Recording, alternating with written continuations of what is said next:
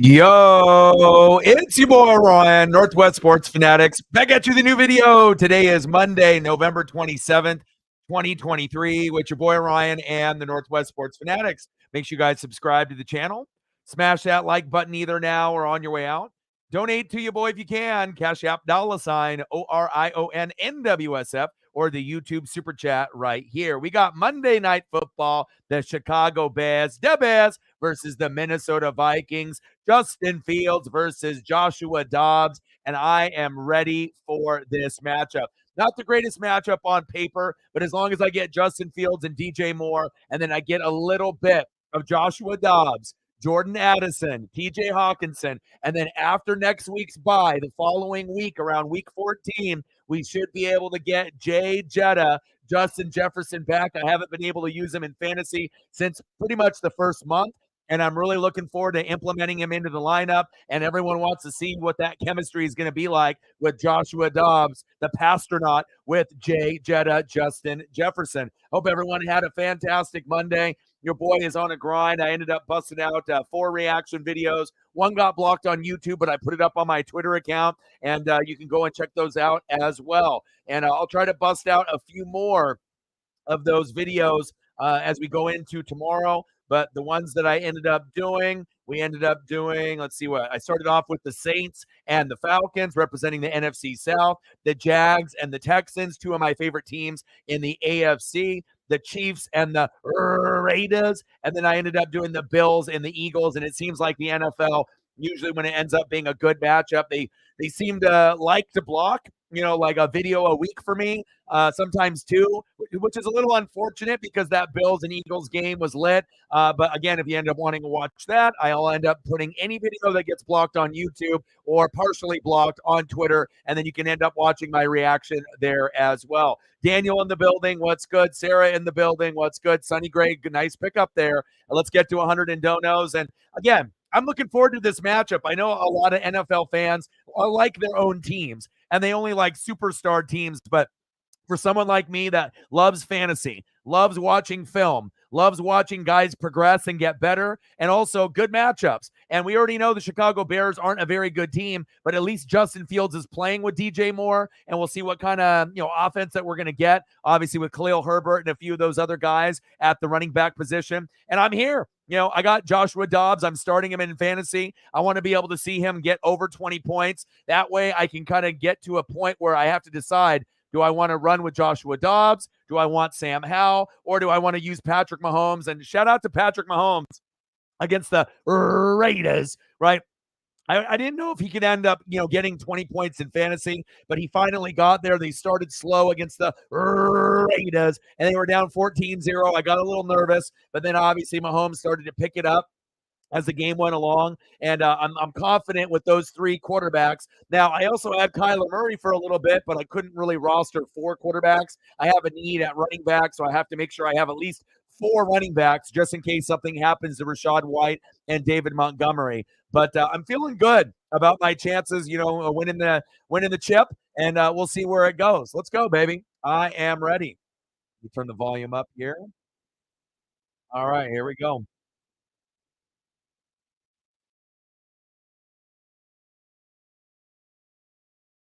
All right, baby, I'm good to go. Volume is all adjusted. I am ready to go. And it took a minute to be able to get the thumb going while I was, doing obviously reaction videos as well. And I had a good, Joshua Dobbs photo, but it just based off the size and positioning, I feel that the Hawkinson worked a little bit better. We got Justin Fields on the left, and we got TJ Hawkinson on the right. Sarah needs a big, big day from Hawk. If you're going to win in your fantasy matchup, you need 20 plus points. So that pretty much means you're going to need, over 100 yards and a tutty, or you're going to end up needing close to 100 yards and 2 tutties. Maybe 80 to 90 yards and 2 touchdowns, which I think is possible. No Jay Jetta. Hawkinson will be definitely a big target, as well as Jordan Addison. So we will see where it goes. And I pulled off a miracle for you, obviously last week with the Cortland Sutton. Can we pull off another miracle? Because I had a miracle for Reflect. I had a miracle for you. And it's going to get to that point where it's a pretty aggressive number, but I think that there is a chance that you might be able to get it. Megan with the fiver. How are you? I appreciate you. Thank you so much. Bang, bang, bang. Boom, boom, boom. Bang, bang. $5 holla. 95 to go. Let me know what you want to do for photos, and I got you. And I looked at the schedule, and I will be doing the Kraken game tomorrow because I obviously always like to kind of look ahead to see, what's on tap. And obviously, we're getting kind of closer to the end of college football and the NFL. So we're going to transition into the NHL and the NBA. But I would rather do NHL over the NBA. No Kraken tonight, but the Kraken will play tomorrow against the Blackhawks, and then we actually get to see Kana. So I'm pretty excited about that. So we got the Kraken versus the Chicago Blackhawks. Kana Badad. Okay. Okay. And the Kraken. Let's go. And it's at 5:30 tomorrow. And then on Wednesday, no Blazers or Kraken. So then we will have to decide on what we decide to do on Wednesday. If we end up doing an NBA game, or if we do an NHL game, or if we end up taking the day off. But as I'm looking at the NBA on Wednesday, um, the only matchup, that would probably be worth doing would be the Clippers and the Kings, and that's at 7 o'clock on NBA TV. So I'm not sure if that is something that we're going to do. And then as far as the NHL, we got the Canadians and the Blue Jackets. We got the Red Wings and the Rangers, and then we got the Capitals and the Kings. I wouldn't mind doing the Caps if Ovechkin was playing, or obviously if Pittsburgh's playing with Sidney Crosby and whatnot. But I'll have to kind of look to see the depth chart and the injury report to see what we got going on there. But we'll end up going over that at that appropriate time. Oh no, tore it, injured it, like tore it. That's bad. And you have injuries with your wrist and with your fingers and your toes. It's like you're an NFL player. You're always getting nicked up and banged up. Hope everything goes well for you though, and you get healed up quickly. Bang, bang, bang, boom, boom, boom. Bang, bang, $2 holla. Let's go, baby. I appreciate you. Let me know what you want for photos. We're at 7:93 to go. Ruptured. Wow, that's tough. How did you do that? Yeah, it's like I go on, about 2 hours of walks, with Paisley every day. I'm always trying to, watch my step and everywhere that I go. But hopefully that you end up, getting healed up as quickly as possible. All right, what are we thinking? Do you want to do Kraken and Seahawks, like the regulars? All right, we can do that.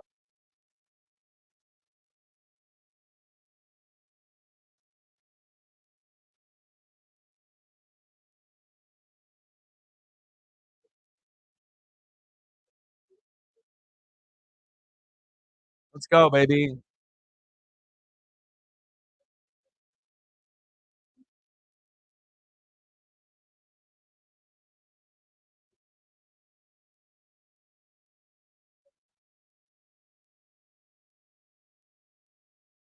All right, appreciate you. We'll start it off with a little hack attack. Hack attack.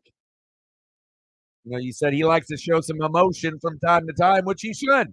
You're not going to have guys that are going to be, NFL coaches, MLB coaches, NBA coaches, NHL coaches that are just going to be quiet. They're going to show some emotion from time to time, which they should. And hopefully it ends up landing a spark for our Seattle Kraken. Let's go.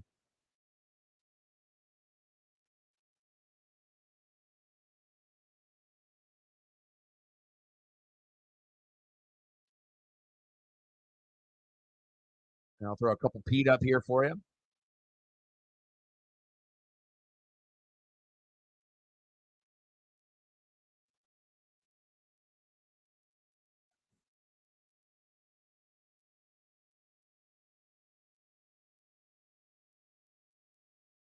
Let's go. I appreciate you.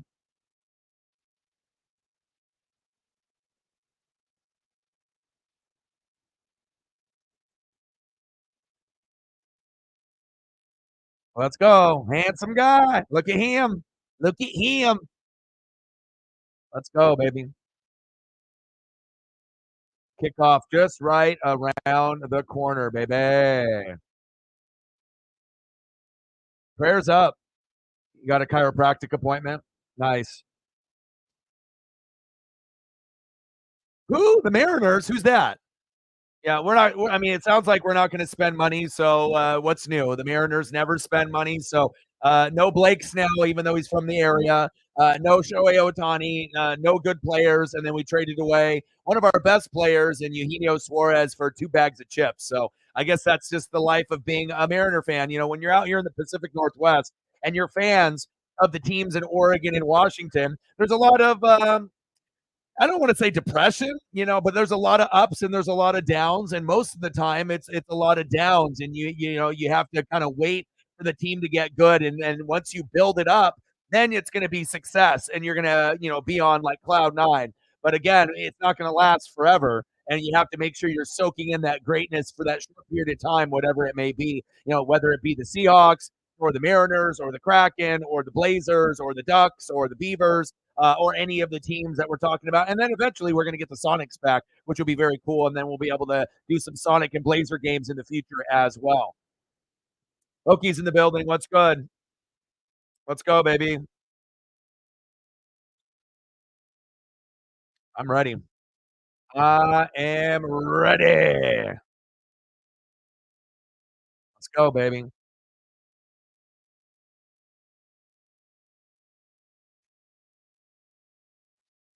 And hopefully, the matchup, obviously we assume that the Vikings will win, but if Fields and DJ Moore play well, maybe the game will be a little bit closer than we think.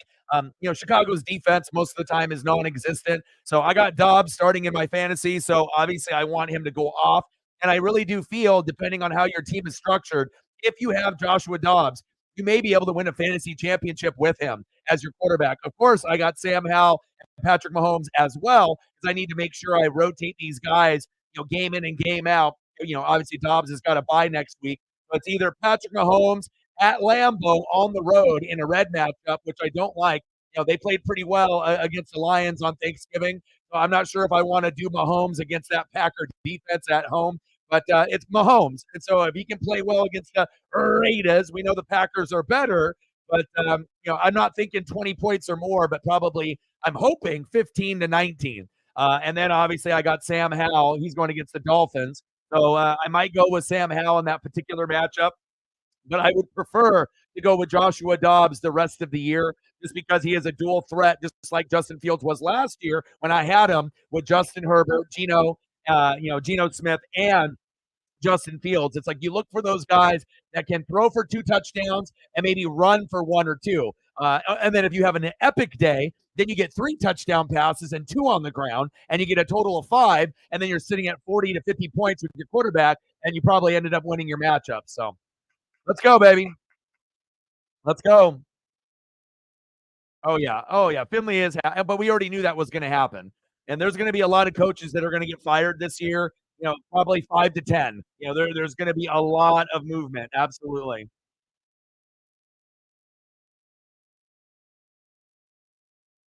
I am ready. Let's go, baby.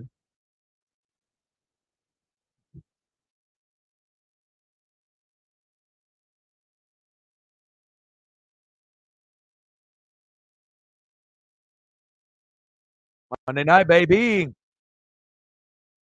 And what a great story for Joshua Dobbs. Journeyman. No one really believes in him. But when he ended up going to the Cardinals, he played well. He played really, really well considering Kyler was out. You didn't really have a whole lot to go to. You had what, Trey McBride, and you had what, Hollywood Brown, and then James Conner was hurt a majority of the time, and then he ends up going to a team that actually has weapons, right? And obviously with the running back, Madison to me is still an RB2, right? But no Justin Jefferson, but you still have Addison and Hawkinson. KJ Osborne trying to mend himself up as well. The defense for the Vikings is starting to get better in the last month, and it's really cool to be able to see a guy that was kind of just thrown away, as just like chump change, a journeyman. This guy is always going to be a second or third string guy. And honestly, if you're looking at the Vikings, you don't necessarily have to draft a quarterback or even bring someone else new in. I think he's good enough. Like I said, there's certain guys like the Giants with DeVito. He's not good enough to be the starter at all, over Daniel Jones. And obviously Zappy, could beat out Mac Jones in New England, but those guys aren't good enough. They need to get Drake May in the draft. If Billy B is still there, Bill Belichick. But for Joshua Dobbs, he is legit. He is good enough to be able to start, and he's playing like a top 10 quarterback because he is. Is he going to be a top 10 quarterback for the rest of his career? Probably not, but the thing is if he keeps playing like he is, he has a very good chance to be like the 10th, 11th, 12th best quarterback, just kind of like what Kirk Cousins was for them when Kirk was there and he was healthy. Big facts. Let's go, baby. I like this. Adrian Peterson in the house. Monday Night Raw, no commercials in the first hour. Sarah, if you're watching, keep me updated. I know CM Punk is going to be there. I assume they're going to have the rivalry with CM Punk and Seth Rollins. And here we go. Out of the end zone. Go, baby, go. Nice. All right, Justin Fields first to come out. 67% completion percentage, 844 passing yards, 9 TDs and 2 picks. And he has been banged up. He's been hurt, so that's not over a full season whatsoever. Let's go, baby.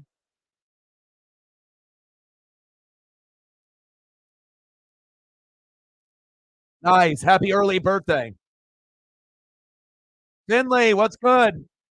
No more Frank Reich. Hallelujah. Lots of coaches getting fired this year. 5 to 10, probably closer to the 10 number than 5. Screen pass for Justin Fields. Cole Kmet. I need to see a lot of Cole Kmet, a lot of DJ Moore. I need to be able to see Khalil Herbert, Roshan Johnson. Give me all of them. Give me Darnell Mooney. Even give it to Big Bob Tanyan. Let's get this Bear offense going, and hopefully we can have a little bit of a shootout. So that way it's not like a 17-13 game. I would love for this to be in the high 20s. I don't think we're going to get into the 30s, but if we do, it's going to be Minnesota hitting 30, you would assume. But I'm hoping we can get in the high 20s or maybe like a 28-24 kind of game, something like that, or 27-23. I think that would be awesome, but we'll see. All right, Fields under center, halfback toss. Khalil Herbert, move those legs, baby.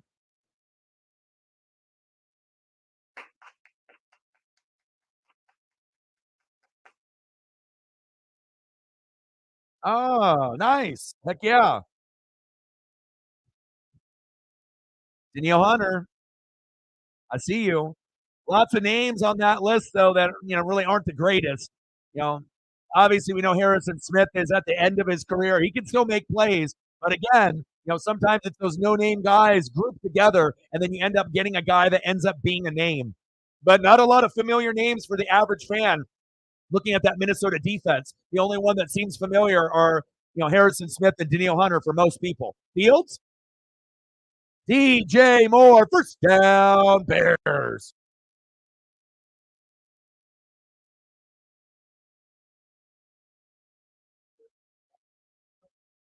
Oh, there's a lot. I mean, I'd have to look at every division and break down on how many teams are going to be looking for pieces. So, and then also too, there might be some surprises. Out of coaches that have been there for a while, and then maybe there's a drastic move or a drastic change. But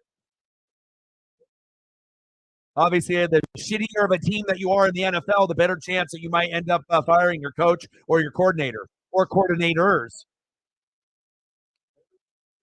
Hey, but Finley, hey, at least that everyone in our division is dog shit, and we're the worst division in football. It just sucks with when you traded away your pick. That could have been a pick that you could have used, to be able to get something this year. But the Panthers are bad, but it's not their fault. They're in the same position as the Jags a couple years ago when they didn't have as much talent to really win games just yet. The Buccaneers are bad. We started off 3-1. Hopefully, we get our future quarterback. And then obviously the Falcons and Saints are terrible as well. Someone is going to win the division at 8-9 or 9-8, and that is sickening. But that's the reality. Fields, scrambling, gambling, dancing, romancing. Good tackle by the Vikings. I know I did see Josh McCown and Deuce Staley got the boot as well.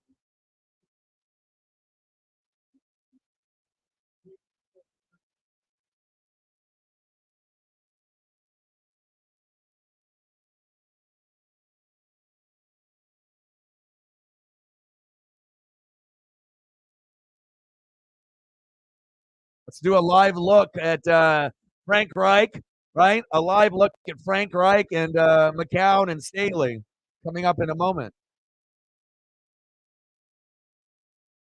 Fields, shotgun set, little check down, Fight for those yards. Push him. Oh, almost there. But all those guys ended up, thinking maybe my job is safe until the end of the year. Then they get the news that they got the fucking boot, and they started screaming, "Bah, bah!" But hey, it's for the better, and hopefully, moving forward. But you know really what the thing is, and I know you'll agree with me. Tepper is the problem. You got to fire Tepper, right? But you can't because he's the fucking owner, so you're screwed. I mean, he's there. So if you could really fire someone, yeah, you can get rid of Reich, you can get rid of Josh McCown, you can get rid of Deuce Staley. But honestly, you could have, kept all those guys until the end of the year and then made some adjustments. But getting rid of Tepper, that's the number one person that needs to go. But when you're the owner, what can you do? Unless he sells the team, and that's not going to happen. Tepper is awful. But I get it with Reich, you know what I mean? And then obviously just McCown and Staley, and then they're going to give the Thomas Davis is getting some responsibilities. Your boy Reeds, I see everything that's going on, but then you're going to have responsibilities with those other two guys, and we'll see where it goes. But they're going to be bad. They're going to lose games, but hell, I mean, at least everyone in our division is asked. It's like you actually might be able to beat the Bucks or the Saints or the Falcons later on in the year.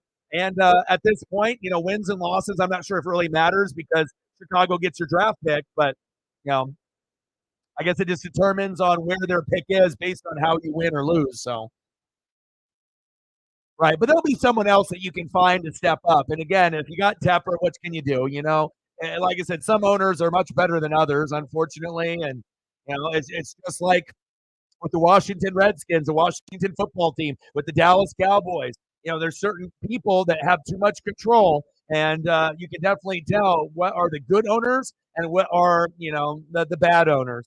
And then if you have anything on top of that, like if they're racist or if they have prejudice, against people of color or females, and it comes out in the news, or there's some kind of verbal abuse, that's not a good look for an organization. There we go.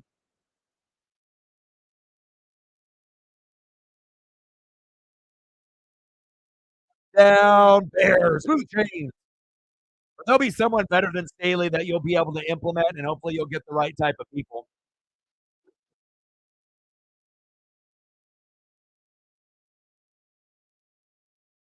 I mean, one of the best coaches, on planet Earth, right, is Jim Harbaugh. But I'm not sure if you're going to leave Michigan because Michigan's going to be like a top 2 school, for the rest of his life. Are you really going to leave? Now, maybe they'll fire him one day. But I mean, going to one of these like shittier jobs at the bottom of the barrel compared to Michigan, I don't know if I would leave. And we knew he was awesome when he was on the Niners. Harbaugh's been good everywhere he's been. You know what I'm saying? But unless it's a job like the Niners, I'm not sure if he would actually leave. It's like stay at Michigan when you're at a top program and you've won 3 in a row against Ohio State, your rival, or go to a bottom feeder team and see if you can turn it around and whatnot.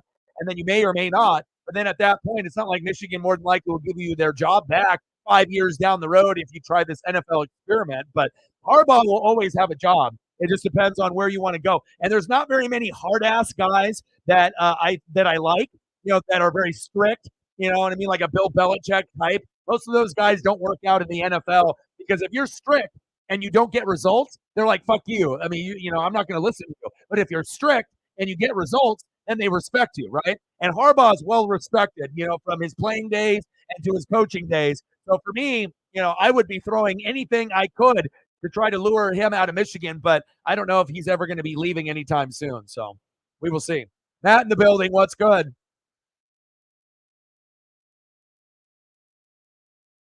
Yeah. And CJ Stroud would have been the right pick. But remember, CJ Stroud on the Texans, right, is not the CJ Stroud that you would have gotten. Oh, it's 12 noon. You know what time it is? Time for a Viking sack lunch. Yum, yum, yum, yum, yum, yum. Skull.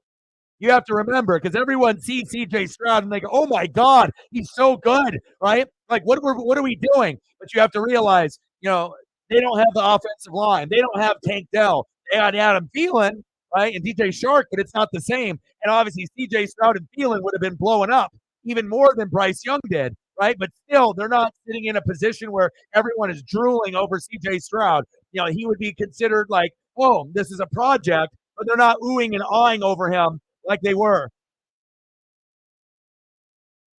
He would be better than Bryce Young in my opinion, but like by how much? You know what I mean? Because like right now on a scale of 1 to 10, when you look at CJ Stroud, you're looking at like, wow, this is like a 9. This was good. You know what I mean? Like there's room for improvement, but good. And then with AR, I would say 9. When he was out there, he was good, running the football, passing the football, leadership. And then with Bryce, right now, I think it's like a 7. It's not as bad as like a 2. Everyone wants to be like, oh, he sucks. I want to give him the B word and not bitch, but bust, right? But we got to give him 2 or 3 years before we label him a bust.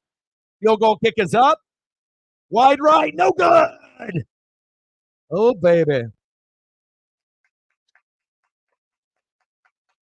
Yeah, keep me updated on Monday Night Raw. Commercial free in the first hour. CM Punk will be there. I assume the initial feud will be with Seth Rollins, and they're going to milk it for everything that they possibly can. And people can say, when Seth Rollins got upset, oh, it's kayfabe, it's a work, but you can still be pissed that someone is back and still have matches with that person, but genuinely not like them. I mean, was it over exaggerated because the camera was on Seth and he was flipping him off? I mean, it's really hard to say. The only person that truly knows that raw emotion, if it was 100% real or if it was 50% real and 50% for the camera and going a little bit above and beyond, because like you could still be mad, you could still, show emotion and really genuinely not like Phil Brooks, CM Punk, but again, did the wrestlers know that CM Punk was signed and he was coming out, or did they not know? And I think a lot of people out there have been putting out this like rumor that all the wrestlers knew. And I think that's bullshit. I don't think anybody knew besides Triple H. Because if you read the reports and what Triple H was talking about, right before he came out, he took control of the production booth and made sure that the area was clear, for him and CM Punk, so that way no one could jump him or push him or talk to him. So if that's the case, that Triple H was kind of acting like the bodyguard for CM Punk and took over the production in the last like 2 minutes before CM Punk came out. Normally they have their regular crew. So that tells me that he was trying to protect CM Punk, so no one knew. And then he came out, and then, I think the emotions were there. So we'll see on how it goes moving forward, but definitely WWE ratings will be up, and it'll definitely move the needle. And even if CM Punk was just a manager, even if CM Punk, just did promos, people are going to be interested because he's one of the best talkers, but obviously he's not what he used to be. But we have to admit, 7 or 8 years out of the ring, and when he came to AEW, he was better than people thought he was going to be. A little out of shape, but he could still produce some matches that were like 8s and 9s. Maybe not 10s like when he was younger, but some matches were like 8s or 9s. Other matches on AEW were just average like a 7 or a 6. But I feel with this WWE roster, and you got people like Seth that can carry the microphone as well. And if you get someone that's a great shit talker in CM Punk, a great shit talker in Seth Rollins, that can spit facts and talk shit with the best of them, it should make for good TV. Yeah, Brown and Caldwell. Your boy Reeds. I saw that. Should be 3-0, but you don't have a reliable kicker. Let's go, baby. Let's go, my boy Joshua Dobbs. I'm going to win the fantasy championship with my boy Dobbs. Come on, Dobbs. Going deep.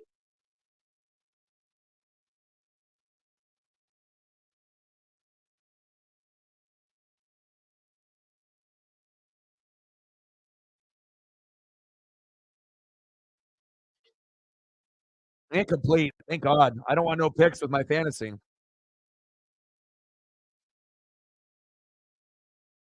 Yeah.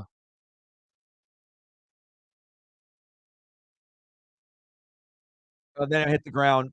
Look at this replay. Addison, he did that at USC all the time, but then it goes right in the chest there. Yeah, incomplete. That's tough. Jefferson will be back week 14.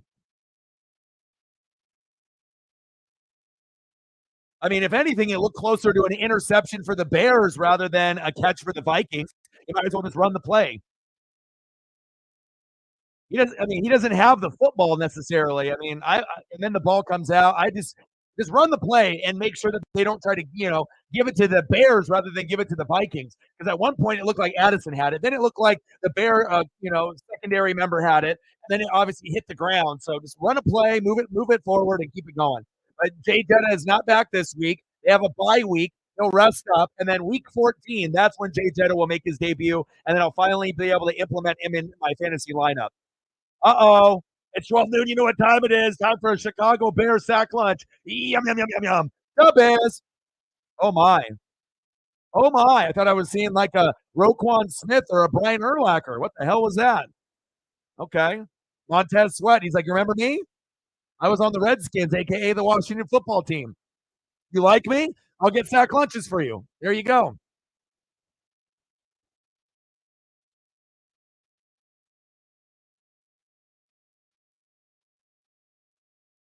Minnesota defense needs improvement. Minnesota's O-line needs improvement. And you could probably say that about 99% of the teams in the league. Even if they have a good defense or a decent O-line, you can always improve the O-line and the defense, because what wins games in college and the NFL?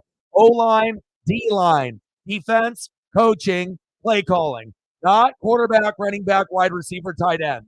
And once people start realizing that, then they can win games.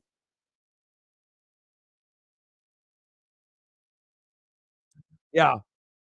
Well, the thing is that they're playing right now, right? So he's not in the game, so they're not going to put him in there. He's not playing today, So he could have returned within the last couple of weeks. He's been running drills. I've been following his career and what's going on. I mean, he was my number one pick, in the fantasy draft. Obviously I need him, but thank God I got Amon-Ra St. Brown, Mike Evans, and Keenan Allen. So I've been able to stay afloat with him being on the sidelines and whatnot. But he's ready, and they could have played today, but they want to make sure that he's not 90%, not 95, but as close to 100 as possible. So that way they can go on this like playoff push with Dobbs, because the Vikings might make the playoffs.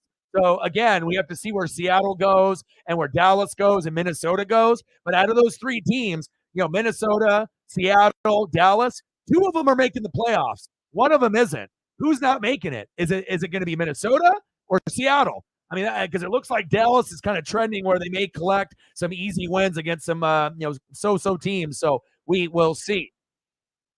All right, watch the Hannibal. David in the building. What's good? How are you, man? Fly, Eagles, fly, bro.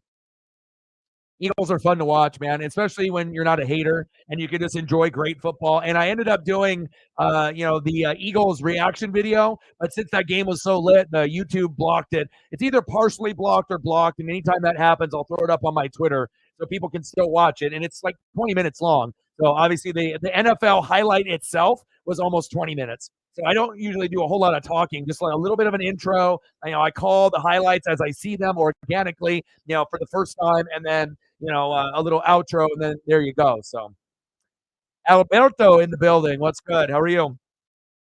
The VO5 shampoo, he says. Yeah, let's get those likes up. Once we hit 10, let's get to 20. And then hopefully we'll get some goats to come in here and show some love.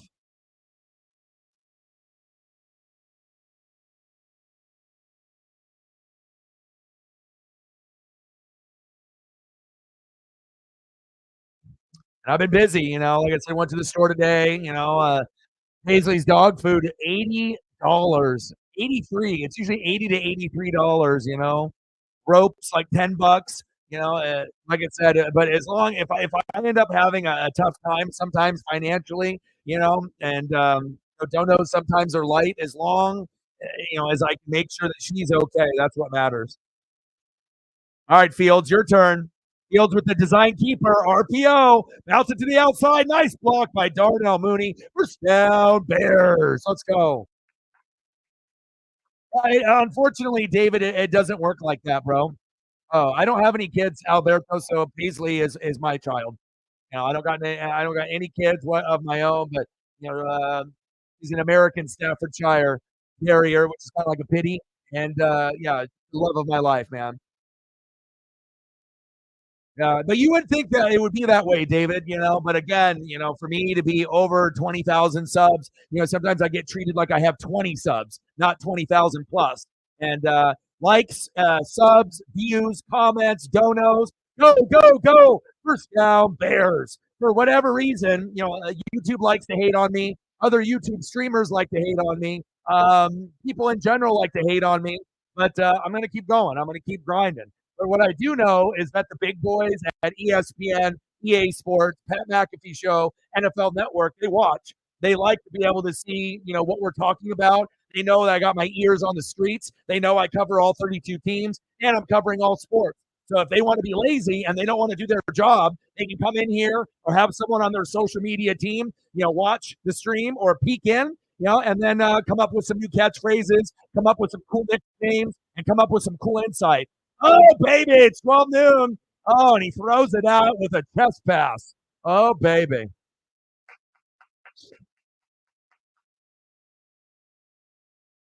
There's going to be quite a few that are going to hit the transfer portal. Oregon will be able to find someone. It's funny. I was walking Paisley too, and there was a Duck fan that's doing a remodel on his house, and we kind of chit chatted a little bit a couple days ago, and he saw me again. And when I go, I always wear the same kind of like tracksuit. I got the same Oregon Duck sweats. I got the green apple Oregon Duck hoodie. Everything's official, like they wear on the sideline. And I always wear green apple. And I'm going to be green appled up, and I like to wear that especially when it's cold and whatnot. And I told him, I was like, man, we need payback, from obviously that Auburn Natty in 2010. But I was like, we got a top 2 offensive line with Georgia. We got a top 10 offense and a top 10 defense, just like Georgia. We're the only 2 teams in Division I. I was like, we got a chance. Like normally, if Oregon is in this position, we can maybe get to the Natty, but we'll get smoked, or maybe lose in the first round. But like this is a year where it could happen. Georgia, Michigan, Oregon are the only 3 teams that can win the Natty this year, in my opinion. Yes, Washington, Ohio State, Bama, Texas are really, really good. I won't say Florida State is good because even if they have their quarterback, they're Fugazi. I think any of the top 8 teams could beat them, even if they're undefeated. They could be 12-0, 20-0. I don't give a fuck. They are Fugazi. But everyone else, really, really good out of those teams that I mentioned. But Oregon, Michigan, and Georgia are on another level this year. And actually saying Oregon's name with those other 2 teams feels weird. And normally is Ohio State, Michigan, Georgia, or Georgia, Michigan, Alabama, Ohio State. But it's nice to be able to sprinkle in something new, whether we win it or not. We'll see. Let's go. Yeah. Plus, I like to be able to vibe with the fans, and I keep it real. I got no bias. And I think, like I said, my reputation speaks for itself, not only with my knowledge, with my takes, with no bias, and how I do at fantasy every year as well. Shotgun set, Fields, little screen pass, good blockers downfield. Put your foot down. Decent game there. Let's go, baby. You hope Chip Kelly gets fired. And why is that? You want Chip Kelly to get fired and go where? Reflect in the building. What's good? Yeah. You guys can still beat us, though. It's not like 100%. But I feel the way that your guys' defense is played, and I think you would agree. I watched that whole Apple Cup. I've watched every Husky game this season, and I usually watch the Beavers as well. I like to spy on great talent and to be able to see what the competition is like. And you guys are great. You're undefeated, right? But that defense, oh, baby, go, go, go. Cole Kmet, stiff arm, get off me, little boy. First down, Bears, the Bears.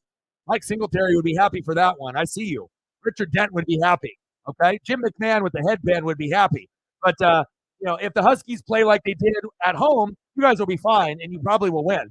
But if your defense struggles at all or plays anything like they have in the last 3 weeks against Oregon State and then the Cougs at Washington State, Oregon should win by 3 to 7 points. I don't know if we can win by 10 or more. I really respect you guys and think you guys are awesome. But I think the maximum that any team would win by, Huskies or Ducks, would be by 10. And if it was 10, something big would have had to have happened to get to that point, like a pick six or a fumble for a touchdown or a punt return or kick return for a touchdown during the game to make that score get a little bit more elevated. But I think 3 to 7 points feels right, somewhere in there. But, if we lose, I'm going to be pulling for the Huskies all the way. If we win, you already know what it is. I already told you. We got, Georgia, Michigan, Oregon, and whoever they want to put at 4. Washington, if they don't put them. Ohio State, if they don't put them. More than likely, it'll be Bama or Georgia. So if you ended up doing Bama, right, it would be Bama and Georgia, right, in one game, 1 through 4, and then 2 and 3 would be Michigan and Oregon. So I want Michigan, right?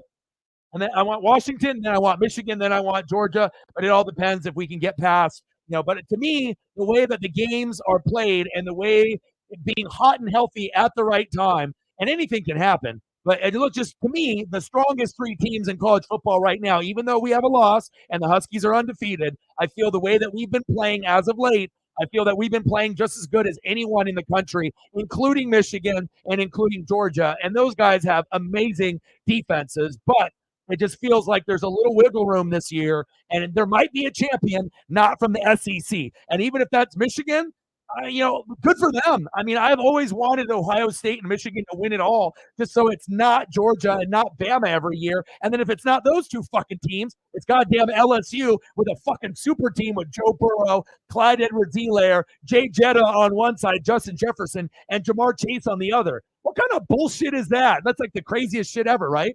Obviously, offensive line wasn't the greatest. Defense, that's another story. But it'll be very, very interesting as we get further and further along with the college football season and the NFL. Big fact. Does Alabama make the college playoff if they win the SEC? Yes, because they'll be playing. Well, Georgia's not playing them. That's a good question. No, I mean Georgia's the number one. So Alabama is not playing. That's tough. If Alabama and Georgia play, right? If Alabama and Georgia play, then obviously the winner of that advances, and that's kind of how things go. I'm going to look at how they have all the schedules set up here. So Oregon, Washington, Georgia, Bama. So if Bama beats Georgia in the SEC championship game, yes, they get to the playoff, and then Georgia would still be in the playoff as well. So you would still have both of those teams, Oregon and probably Michigan, if that happens. But Alabama ain't beating Georgia. So that, wishful thinking and whatnot, but it ain't going to happen. Wow. You really think we're going to win by that much? Why? Because your defense has looked not up to par in the last 2 weeks?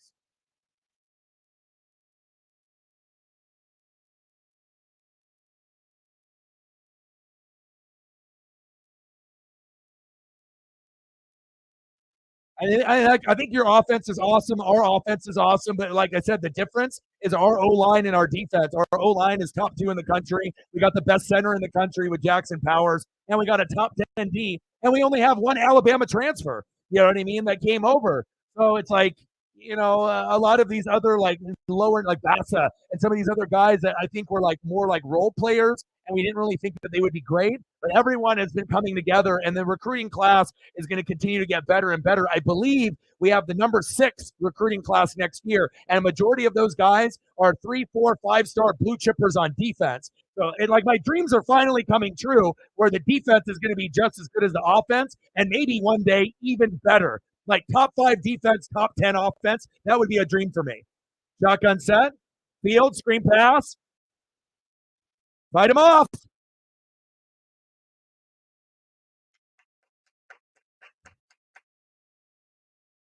Yeah, but just based off, if we're looking at the games, Oregon, Washington, the spread is 9.5, but I think that's a little unfair, but it is on neutral turf. Then you got Oklahoma State and Texas. Texas is going to beat them. Georgia and Bama, as good as, Bama is 11-1, they're not the same team. Texas beat you. You're not the same. Georgia, Milroe has gotten better as the season went on, but obviously if Saban loved him, he wouldn't have benched him halfway through the season and put in the backup. Facts, right? Field goal attempt is up, and it's good. 3-0, the Bears. And then we got SMU and Tulane. No one gives a shit about the AAC. And then we got what? Michigan and Iowa. Sarah knows. Everyone knows. It should be Michigan and Ohio State. The Big Ten needs to not do like when we did the North and the South and for Pac-12, where it would have normally have been like Washington versus like Utah or USC, and then they changed it to the 2 best records. The Big Ten is going to have to do that because there's no way in hell, based off the realignment, that we need to have a Michigan or Iowa, no offense, or an Ohio State, Iowa, especially if we're adding UCLA and Washington and USC and Oregon. It needs to be the two best teams. Even if it ends up being Michigan and Ohio State every single year, that means step your fucking game up, Oregon, Washington, USC, Penn State, so that way you can be one of those teams up there, and it'll force you to, work harder. So that's what I want. I want them to do the best two records, but again, that would benefit Ohio State and Michigan heavily, and no one else really could probably get in there besides maybe Washington, Oregon, USC, Penn State here and there. But you would have to have a special team to be better than those two, because those two typically go undefeated or like lose one game. So, but that one is going to be not watchable. It'll be over in the first quarter because Iowa's defense is good, but they can't score points. It's crazy to me that they're even 10-2. And then you got Louisville versus Florida State. No one gives a shit about that either. ACC championship. Florida State doesn't have their quarterback. Garbage. I mean, so you got a couple games that are going to be good. Georgia, Bama, Oregon, and Washington, and then all the rest are, they're not necessarily watchable. So.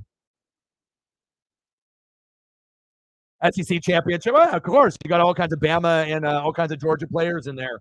Now, and like I said, it seems like the shift of power finally flipped. It was always Alabama this, Alabama that, and we were just kind of sick and tired of that, right? But now it's shifted. Now it's Georgia, but now it's, as we know, it's very difficult, right, to win 3 championships in a row. I mean, it's almost, I don't want to say it's impossible, but it's very rare in the NFL and in college football. And normally that last year, it's like the Florida Gators tried to do that as well with Tebow, but they just couldn't get that last one. And there's typically going to be a team that is going to be on your level or slightly better. And your reputation, most of the bandwagon and the bettors are going to go with you. Like if Georgia's in the Natty against Michigan or Oregon, everyone's going to put their money on Georgia, even if they think Michigan and Oregon is better, just because we haven't really been there. And can we really step up to the big moment and take it? Can we take it from them? And I think we can this year. But if it was in previous years, I would say, hell no. It's going to be Bama or Georgia, and everyone knows it.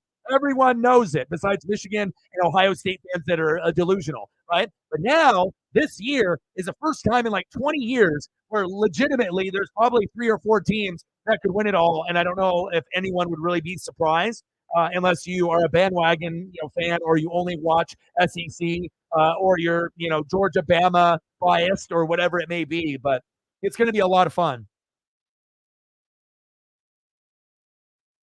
It is about time that it shifted.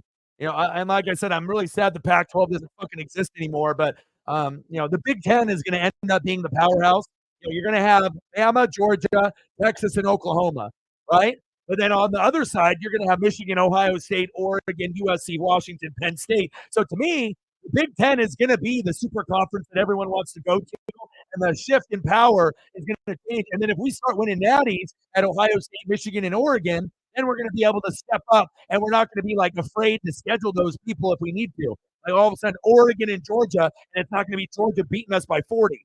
And actually, we might lose, but maybe we win. Same thing with Michigan and Ohio State. So it's going to make everyone better in the Big Ten. So instead of playing the weaker teams like Michigan State and all these other teams at the bottom, you're actually playing better competition.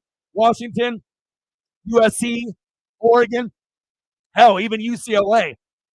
Because UCLA, they'll play like a Wisconsin, like a Michigan State, like a Penn State. They'll play good, they'll play bad. And Penn State's actually more up with Oregon and the upper echelon, but I would say more like Wisconsin and Iowa and those ones, like the mid-tier, and the mid-tier teams can still win a lot of games.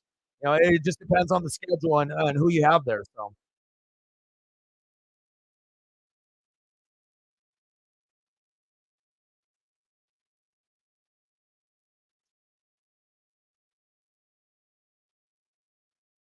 Yeah, that's what we assume, but you got to understand these people are biased. So they're going to put in what they want to put in, not necessarily what's fair. Because at the end of the year, there's always going to be another team that's sitting at number 5 that deserved to be there that got robbed. They could say, oh, head to head, oh, this or that or whatever, right? But normally when you have a couple teams undefeated and then maybe one team or 2 teams with 1 loss or more, there's going to be 8 teams, and you could probably have a number of conversations on what 5 that are going to be there, and then you have 4, and there's always going to be that number 5 team that gets left out that deserve to be there. Big fact. Intercepted! Fuck my life! Joshua Dobbs, no! Dobbs, why? Nice pick by the Bears. That was great athleticism right there. Come on, Dobbs. Jesus Christ, 0.4. Dobbs. Dobbs. Come on, bro. Come on, bro. Jake Jetta is not there yet. Okay, he's not there yet. Jetta might have been able to get that. Come on now.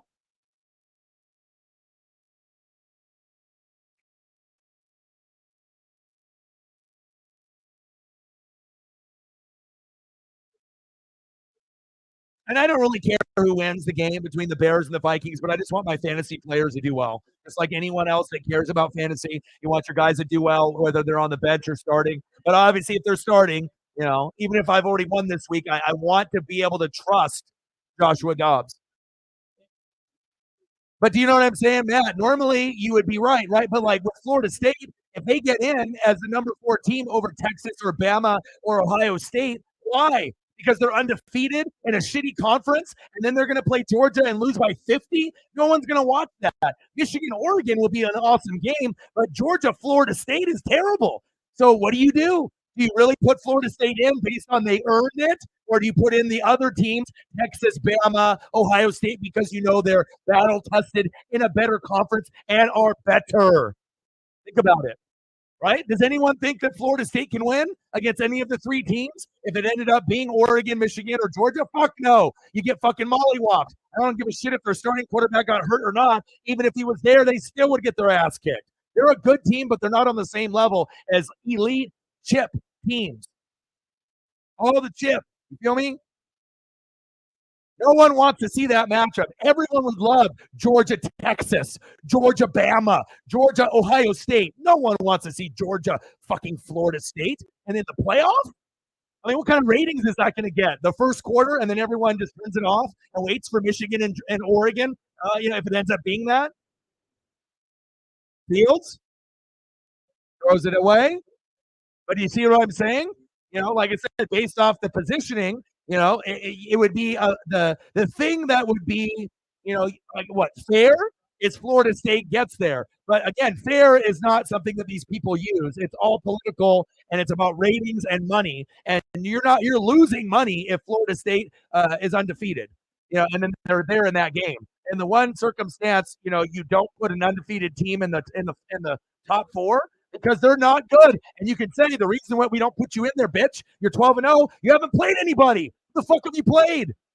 Georgia State, Appalachian State, Arkansas Technical Institute of bullshit, right? No one wants to watch them.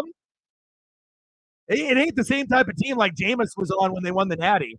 You know what I mean? There were some ballers there, different.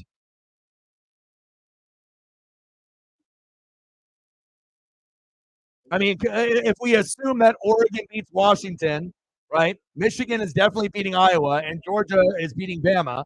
Yeah, it only is going to throw shit into the mix if Georgia loses. And then if Georgia loses, right, then they could end up going Georgia and Bama are in with Michigan and Oregon. They could go that route. Because if Georgia loses, then Michigan goes to 1, and then if Oregon wins, maybe we go to 2, Georgia goes to 3. Or like, how many spots does Georgia drop if they lose by 3? Do they drop 1 spot or 2? They're not dropping 3. They're Georgia. You know what I'm saying? So how do you determine that? You know what I mean? Like, what, Oregon has to beat Washington by a blowout, and they go to 2. But if we beat Washington by 3, then we stay at 3, and then Bama beats Georgia, and then Georgia goes down to 2, Michigan to 1, Oregon to 3, and whoever the fuck at 4, which would end up being Alabama. Even though Texas beat Alabama, right? But if Alabama beats the best team in the country, isn't that worth something? So yes, head-to-head, Texas beat Bama, but Bama beating Georgia surpasses and leapfrogs the one-on-one win with Texas beating Bama. Understood? I would assume that's how it would roll. I mean, I'm not on the committee, but that's how my brain works. And I like my brain to work. You feel me? Third down, Fields. Oh, he popped him. Someone call 911. Oh, my. Darnell Mooney, dead dog. He popped the shit out of him. Oh my.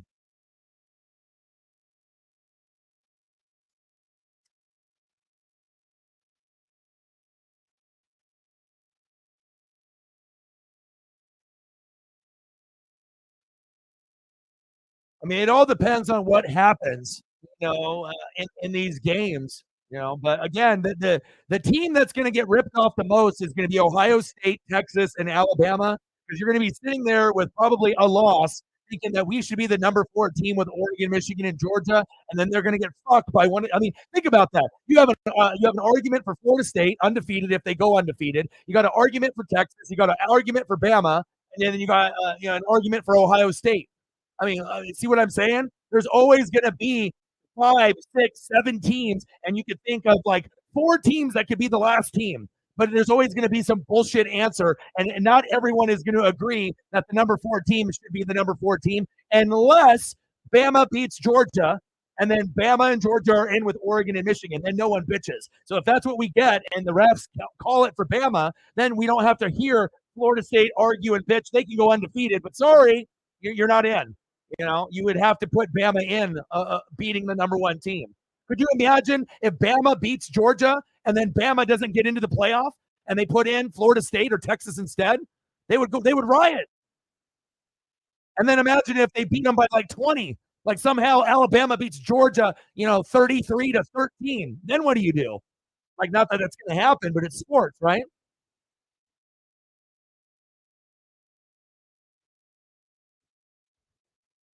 Right.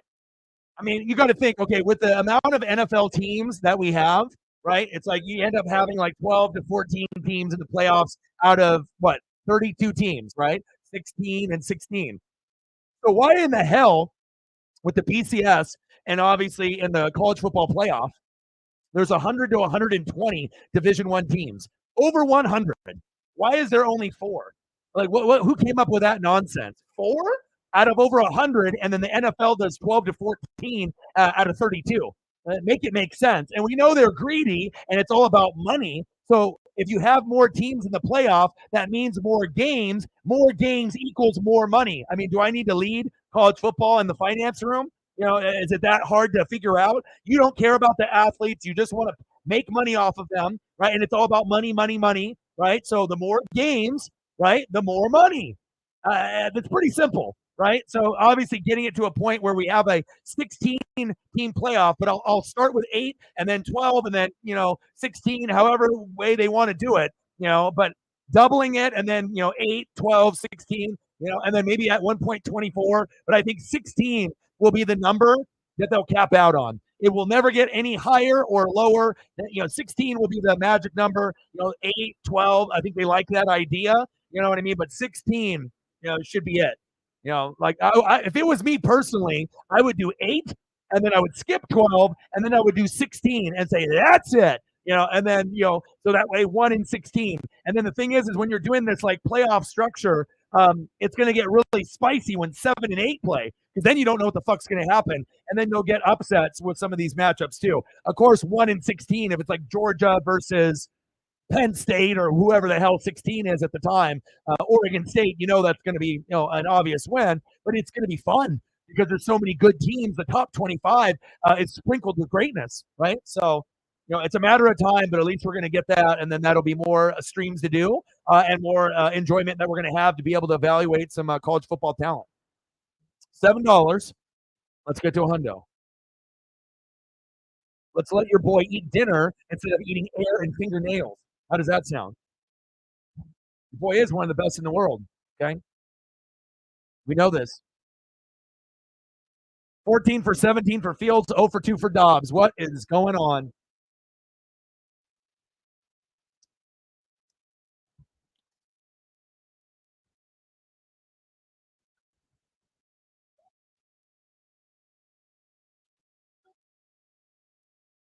Dobbs is like, fuck that. I'm not fucking throwing the ball the rest of the game. RPO. He's like, damn, I fucked up for O-Dog's fantasy. Don't even got no points for him. It's like, good thing he won already, or he'd be screaming at me, putting me on the bench, throwing me on the wire, giving me the boot. Don't worry, bro. I still love you. You're my guy, man. I'm gonna try to play reflect in the championship. Incomplete to Addison. I'm trying to get Sarah to win with Hawkinson here, but this is not going the way that I expected. And the Vikings are at home and they're playing like they're playing on the road. They realize this is Monday Night Football, right?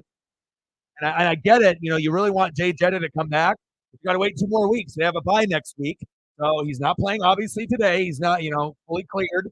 Or if he is, he just doesn't want to play because he wants to be 100%, not 90. I respect that. Fuck everyone's fantasy, including mine, that has Jay Jetta. Let him get healthy.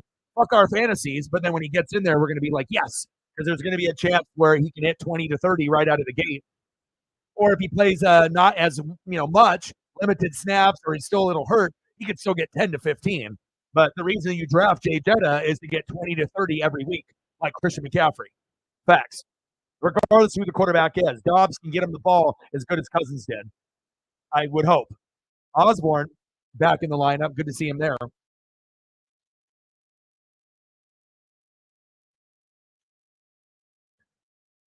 Now, if Bama wins, they're not taking Georgia's spot because the thing is, you're not going to go from not being in the ranks and then going all the way to number one. It doesn't work like that, bro. You know what I'm saying? It's all about positioning on how you win. So if Bama's not even in the four, right? If they're not even in the top four and then they beat Georgia, you're going to have them leapfrog 4, 5, 6 teams all the way to one. Even if they were to blow them out 50-0, that wouldn't happen. That's not going to happen if Bama wins. So I don't know if you're very familiar with the way college football works, but yeah, you'll jump, but you don't jump that many spots. This ain't fucking like checkers and chess when you're like fucking jumping around and shit, collecting all the other fucking pieces of the other player. You can't be jumping around playing the fucking Chinese checkers. Okay, you go up a little bit, but you're not going to go up in 5, 6, 7 spots and be like, oh, look me, I'm number one now. Unfortunately, that is not how the committee does their job, I guess. Dobbs?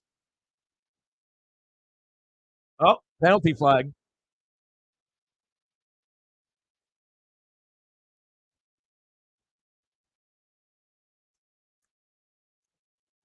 See, that's the question. We don't know.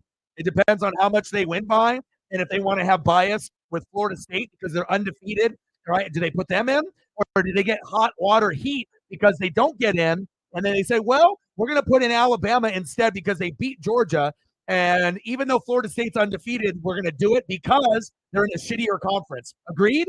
And they look at each other and they said, what's going to be better, Georgia, or if it's going to be Michigan, if they move up to one, what's going to be better, Michigan and Florida State or Michigan and Bama in the first round if Bama beat Georgia? And then Georgia and Oregon would play off at 2 and 3. You would have guys sliding up and sliding down. I would assume that's how it would go. Would you rather want, Michigan and Alabama, or would you want Michigan and Florida State? No one's going to say Florida State. I don't care if they're 12-0, 13-0, 16-0. They have their quarterback. He gets hurt. He doesn't get hurt. Nobody on planet Earth wants to watch Florida State play because they're not good. They're the most fugazi undefeated team on planet Earth ever. They're good, but they're not compared good to these other teams. Like, I think if Texas, Ohio State, Bama played that team, it would get ugly probably within 2 quarters. So, well, where is this Texas coming from? How do you got Texas in there? I'm confused. So if Bama wins, Michigan, Texas, Oregon, Bama. No, because Georgia's number one.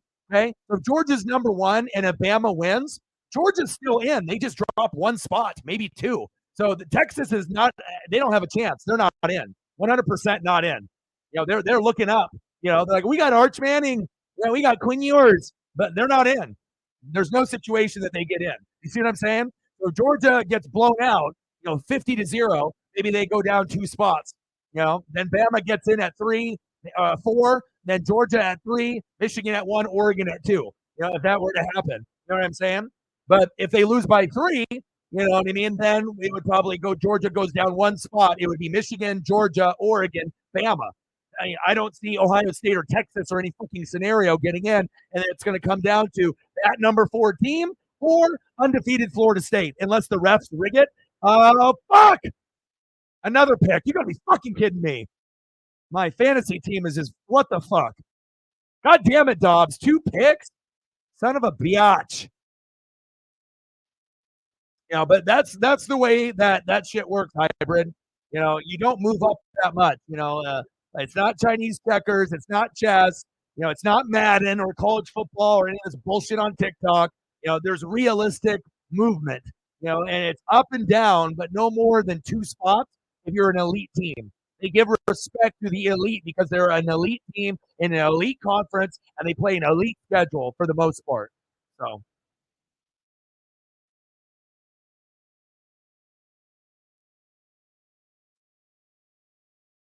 okay, but if Texas wins against who?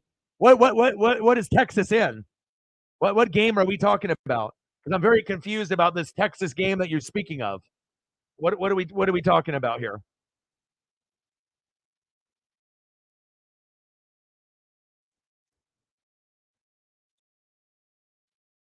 Texas and Oklahoma State? Like you think Oklahoma State, even if it had Barry Sanders, or what is there? We beat Oklahoma State, so could a billion teams on planet Earth. Oklahoma State, so you have to understand just because Texas beat Alabama doesn't guarantee that they're in. If Bama beats Georgia, Bama gets in, Georgia is still in, and then it's Michigan and Oregon. Everyone else can suck ass. It's just that's how it's going to go. There's no reasoning. Like I said, Texas and Ohio State are fucked. I'm just laying it out there because that's the truth. And I know the committee, and this is exactly what they're going to do. It's really going to come down to Florida State, and the only scenario that it doesn't happen like that is if Georgia beats Bama, then Georgia, Michigan, Oregon, and then Texas would have a chance, at that point. But I don't think anyone values Oklahoma State win. They're 9-3. They're all right. You know what I mean? But it's like no one is going to be jumping up and down saying, "Oh my God, did you see Texas beat Oklahoma State?" Said no one ever. Even Barry Sanders. Bye bye Barry. Watch it. You know. It would be interesting that if certain wins like meant something, like the Texas beating Bama guarantees them a spot. But the thing is the Big 12 isn't as dominant as they used to be. Like no one gives a shit if you're from the Pac-12. No one gives a shit if you're from the Big 12. No one gives a shit if you're from the ACC. Ask anybody. Anybody that watches college football. SEC is king. And then if they want to be like, here, this is like lower than us, but I guess they're all right. That's Michigan and Ohio State. Like redheaded stepchild, little brother, beating the shit out of little brother. That's Michigan and Ohio State. And those are typically the number 2 and 3 teams in the country. And then it's like Bama or Georgia at the top. They don't fucking acknowledge the Big 12 or the Pac 12 or the fucking ACC. We're just like a fucking, kids that are trying to get adopted. We're not a part of the family. It's sickening, but that's the truth. We're trying to get a family. Okay. SEC, Big Ten, ask anybody from across the country. They'll tell you that's true. I wish it wasn't like that. I mean, there's a bias, and that's just how it is.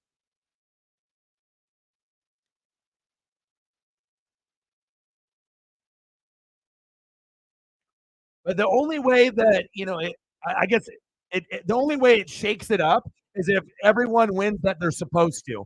Georgia, Michigan, Oregon, we're in, and then there's going to be a debate at 4, and then does Florida State win? Then they're automatically in and lose by 50 to Georgia, and then the ratings are bad. Boo, right? Or do we do like a little David Blaine and we say, okay, Florida State, we love you, you're great, you're undefeated, but we're still going to fuck you, and we're going to put you at 5, and we're going to put in a Texas or Ohio State or someone else because we like them more, or Alabama. But if Alabama loses, then they're going to go down further, so they won't. It won't be able to be them. So it's like Texas, Ohio State, Florida State. You choose. And I think a majority of the country would want to see Texas or Ohio State at 4, over Florida State, right? And then if Bama beats Georgia, then they're number 4. That's the scenario. It's either them or Florida State, and like I said, and I assume Florida State will win unless the referees, if they 50-50 balls, let's call it this way. So that way we don't have to worry about this on the committee. We're going to get money. Let's figure this out. And then also Louisville will probably win. And then we won't have to worry about Florida State going undefeated and causing all this problem and drama. We can just let it play it out. So don't be surprised this weekend if Louisville ends up beating Florida State and we don't even have to have this conversation. Then it comes up to Alabama beating Georgia. And then if they don't, then it's going to be Texas or Ohio State. So every team is going to have their chance for that last spot if the normal things happen. Georgia, Michigan, and Oregon win their respective games here this weekend. But you never know. It's college football. This game, 3-0. Fuck my life. Where are my fantasy points? Padilla in the building. I loved it. I did predict Michigan to win. And again, if you just know football, offensive line, right? Who's got the better running back? Who's got the better quarterback? Right? Blake Corum, better running back. Better quarterback, JJ McCarthy. Right? What's the one thing that they have? Maserati Marv. That's it. Right? Defense, who do you lean towards? Both are great, but who do you like more? Michigan. Who's at home? Michigan. So it was very clear, if you know football, and that's how I help people win money, you have to look at it like that, And Michigan won the previous two. They don't have Aiden Hutchinson, and Harbaugh wasn't even on the field, and you still picked them because they are good. Like most people would be like, oh, fuck, you don't got their coach, you're screwed. But you knew that they were going to be good enough using Harbaugh's playbook that if they executed like Michigan football, they would find a way to win by 1, 2, or 3, and they did. So, but most people would not be able to not have their head coach there and win. But when you're elite, like Georgia, Bama, Michigan, Ohio State, you probably can, but not every team can do that. So, but I loved it, man. I watched it from beginning to end, went back and forth, and McCord, you know, you look at all the quarterbacks that Ohio State has had in the last 10 years, and he's the worst. So that's why they lost. If they had Justin Fields, if they had CJ Stroud, you think they would have lost that game? They would have won because they would have been able to make that last drive and get those first downs more than likely. They would have a better chance to win. Maybe they wouldn't have won 100%, but based on that game, a little bit better quarterback play. Yeah, do you fuck up a couple times? Yeah, but think about how much better Justin Fields was in college and CJ Stroud compared to what you saw with him. The guy is a scrub. I wouldn't even want him at Oregon. I'm not trying to hate, but I wouldn't want him to be Oregon's quarterback. I don't think he's good. So if I think that, then Ohio State's like, oh, Ryan Day, we need to fire him. Well, he's great against the rest of the teams in the Big Ten except Michigan. Start recruiting a little bit better. Stop getting fucking schmucks like that guy and get someone more like CJ Stroud and Justin Fields. You're Ohio State. You have no excuses. Transfer portal, everyone wants to come to your school. You could probably poach someone away that's good.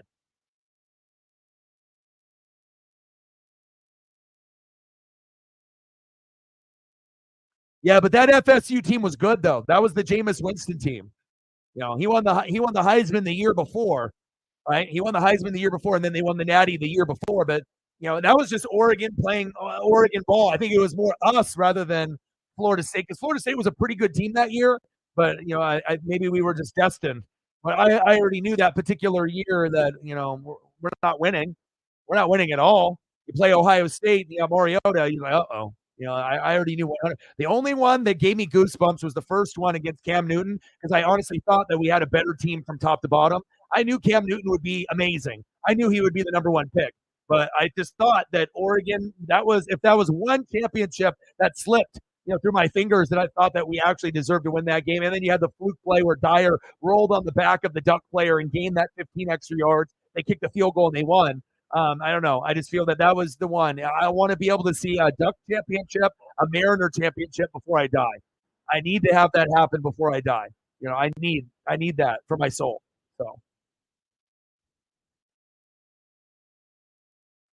Juice loves it. He's like, I bet my house on this game. He's like, over or under 50 points, and we're at 33. Someone's got to mow some lawns, wash some dishes, clean up some dog shit. It's going to get ugly for bettors right now. There is no way people thought it was going to be 3-0 right now. You have no idea, bro. Like, I don't usually cry or get, like, emotional, and I'm not going to be bawling tears or anything like that. But you know how hardcore I am for my teams and everything, and if, like, I go to the games and everything, like, yeah, man, that shit got a little. I was in kind of a fucking weird place for a little bit, and it wasn't. I was like cocky that I knew we were the underdog. I knew it would take an amazing effort for us to win that, And I know what it takes to win because I'm a Tampa fan, so I saw when we had Sapp and Brooks and Lynch and Barber and Allstott. I know what greatness fucking looks like, and and Chip Kelly was it. You felt weird and different when he was around. Like you felt the aura, the Nick Saban aura. You felt that with Chip Kelly and kind of on a swaggier level with the visor. Like you just knew that he was just something different and you never were going to see him again. And there's no coach that Oregon will ever get again that will go, right, to what? Rose, Natty, Rose, Fiesta. Never going to happen. Never. Rose, fucking Natty, Rose, Fiesta. And at that time period, Like LaMichael James, D'Anthony Thomas, we haven't had guys like that since. I mean, amazing, man. I mean, that's why I'm such a big, fan of certain guys like Joey Harrington. He's up there for me. Herbert, Mariota, but I'm really big on LaMichael and D'Anthony, and I rock their shit here in Oregon all the time. People will come, I have sewn shit, custom, and it's like they didn't make it in the NFL to be a legend. It's like, LaMichael went to the Niners, went to the Super Bowl, fumbled, fucked up, went to the Dolphins, and then got cut. And now owns a bunch of killer burgers in Oregon and is super successful. And he's a fucking man. Legend. He's a Duck legend. And that's what it is. He's not a Niner legend or a Dolphin legend or an NFL player. He's an Oregon Duck legend. And we're okay with that. And D'Anthony, too. Chiefs, Ravens, COVID, decided to say, no, I don't want to play. And then they said bye bye. And that was it and never got a job after that. Now D'Anthony Thomas fishes and does random things, trying to build his brand with his Instagram and his socials. I still love him. I have one of his original pair of Chief socks with his player image. Almost picked. Oh my God. That was a pick six right there. But I got the original D'Anthony Thomas Chief player image socks, and you see those at the mall with like the big players. But it was through like that blackmamba.com or whatever when he first came out and he just got drafted. And I was like, I'm going to try to find like the rarest swag that he has. And it was like, maybe like two pairs, three, maybe. How many did I buy? I bought two, and I think they only made like 6 to 10 pairs total. And I got two of them. And then they were supposed to make more, and they just cut production. And I got them in plastic bags, and I'll never sell them because it's like one of the rarest D'Anthony Thomas. And I would rather have D'Anthony Thomas Oregon in a player image. That would have been like, oh my God, I would have lost it. I mean, maybe I wear a pair, maybe I, frame a pair or keep it. But I like for the, the rare shit like that. But I love me some D'Anthony. And then I bought some of his shirts and whatnot with his logo. I mean, I like to represent for the people I love, And then I got a couple custom McFarlands on my dresser. I got a Marcus Mariota. That one was maybe how much did I win that one in the auction? I think that one was like $50 to $75. And it's worth about $75 to $100. It could be worth more to a Mariota hardcore collector. It's like stickers. It was repainted from an NFL figure. They made it green apple, and then they put on kind of like printed out paper from a computer, like with like a color printer, and then cut out very neatly like the Oregon Duck, symbols and the Nike, like very tiny. So all the details are there, but it's not as expensive looking as a McFarland when it's just like a paint coated. And then there's this other guy where when we went to the Natty, I ended up being in an auction with 100 other Duck fans, and it was the night before the Natty, and this guy did a custom LaMichael James figure from an NFL figure, and it's yellow and black, and he's doing a hurdle pose, and the guy used paint on paint. So when he put the decals, he got specialty Oregon decals and then painted over them. And so everything is like a glossy coat. So it looks like a real McFarland that McFarland would do and package in a McFarland figure. And it's got the James, it's got the 21 with the silver. Incredible. And I didn't think I was going to win that. And that one I think I won for 100 to 150. And that was back in 2010. And I'll never sell that. Like the only way that I would part with that LaMichael James custom figure, it's a true one of one piece, is that if I actually meet LaMichael at Killer Burger and I give it to him as a gift, that would probably be the only way that I would get rid of that. It is way too cool. I love it. Yes. Yes, Oregon. You have no idea how excited I am because, like I said, some fans, I might look young, but I'm 41. I've been watching wrestling and WWF and all that, AWA, Atari 2600. Like I've literally been watching sports and wrestling since I was like 3. So I got like 38 years, and I have memories from like when I was young, and some people don't have memories from when they're 3, 4, 5, 6, 7, 8, 9, 10. But the best memories for me, I think, were from when I was like 5 to 12 years old. From 5 to 12 years old, everything is fucking cool. Everything was amazing. If you grew up in that era, and then you look back on it now in the 80s and 90s and how cool it was, everything that I thought was cool back then as a kid is even 10 times more cool now. Oh, he got loose, baby. DJ Moore, first down, Bears. My buddy's boss is going, but he's a millionaire. So because like my buddy messaged me, he was like, I asked the boss, And this is like my best friend Justin, right? He's like, I asked the boss jokingly, "Hey, are you going to the Pac-12 championship?" He's like, "Yeah." And then I'm going, and then also I'm going to be going to U2 on Saturday, like probably like front row. I'm like, damn, what it would be like to be a millionaire, you know?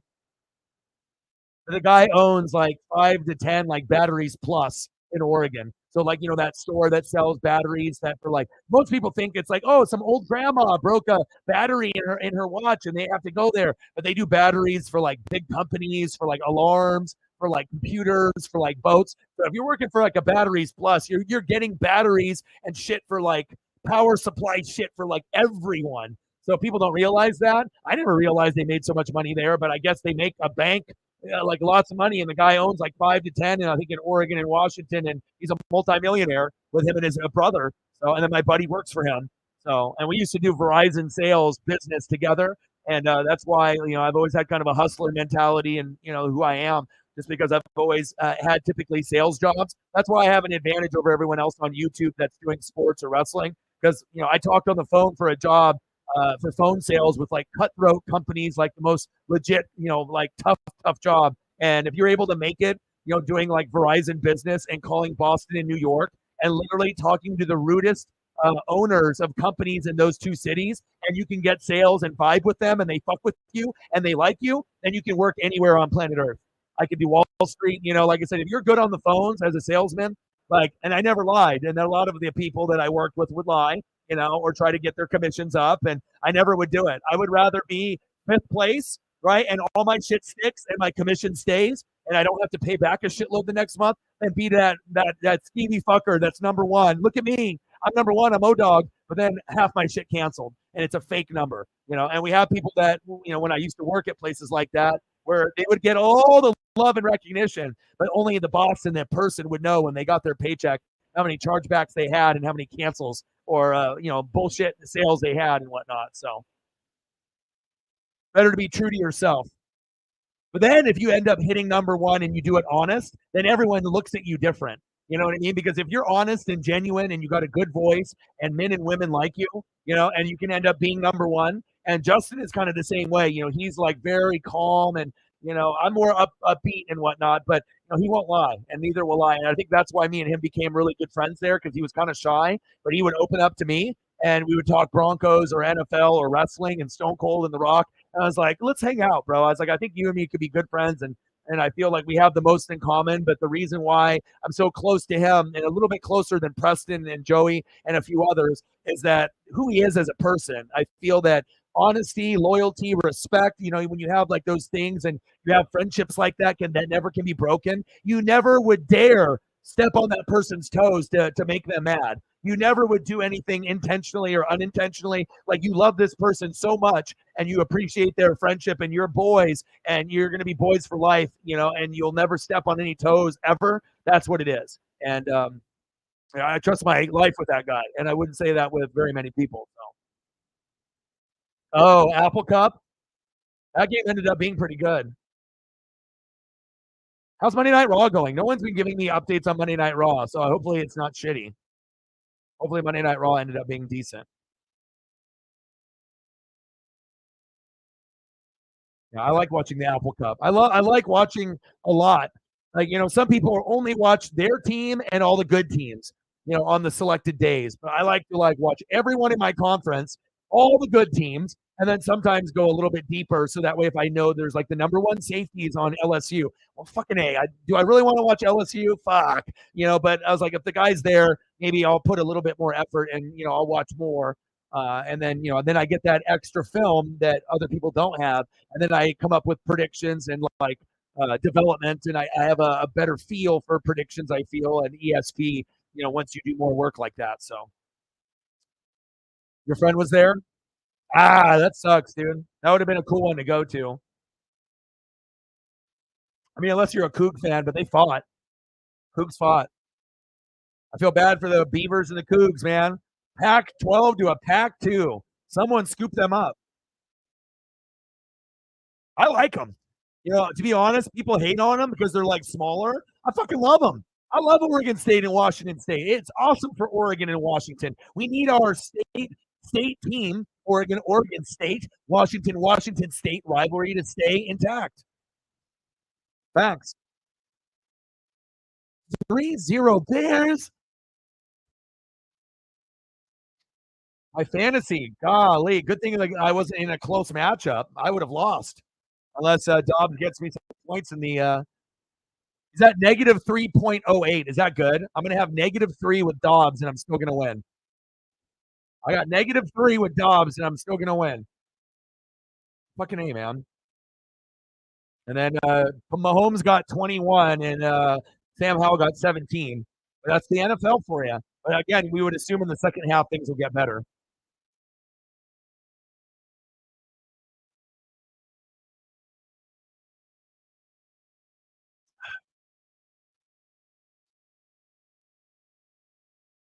Alberto says, "Make me feel old."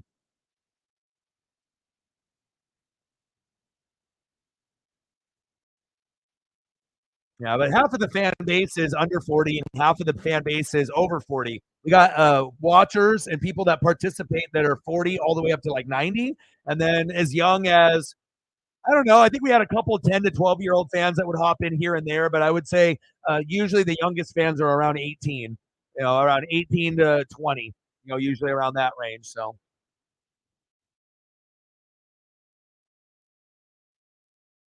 Wilson is coming back. What Wilson? Russell Wilson? What Wilson you talking about? Dobbs? There we go. First down, Vikings. Give me some fantasy points, baby. I don't want to be negative no more. Negative 1.48. Ooh, baby. Let's get positive numbers, baby. Let's get positive. Positive numbers before halftime. It would be really sweet to get a touchdown before halftime, but I'll take a field goal. That way it at least puts me at like probably +3. And then he can maybe get another 13 in the second half.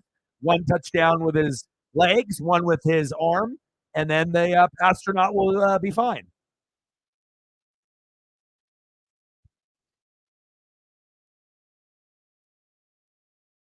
Damn, 3-0. What the hell?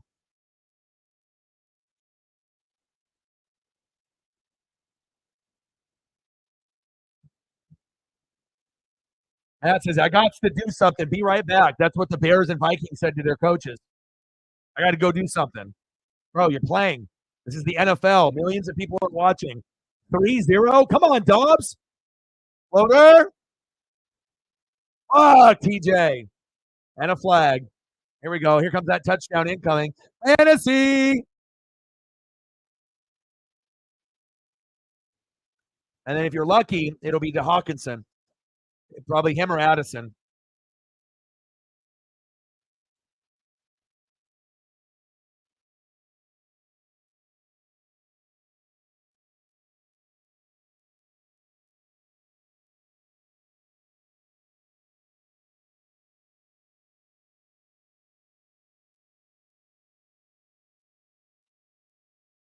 Well, the talent level from Bills and Eagles, I mean, even if Josh Allen sucks, you still got Gabe Davis, Dalton Kincaid, and Stephon Diggs, right? You're gonna do something. Philadelphia's defense isn't as good as the Niners, not even close, but the Niners don't have Hufanga. So it's really going to be interesting to see what happens as we move into the season. What defense plays better is going to win the game. Come on, Dobbs. Fucking A. Jesus Christ. Minnesota's offensive line is dog shit when Dobbs can't even like run around. Like the Bears D line with Sweat is so much improved that the Vikings don't even have one good offensive lineman. Like, what is going on? He had a GG. He had a good game. He's a pick machine, but when he wants to get going, golly, he's got that laser and that rifle. It's exciting. He's got like more swagger and zip than Herbert. So it's like Herbert can kind of dink and doink you, and he'll have like a big one to Keenan Allen, but he's more of like a laid back guy. So his swagger comes off as more like controlled, and I'm like calm.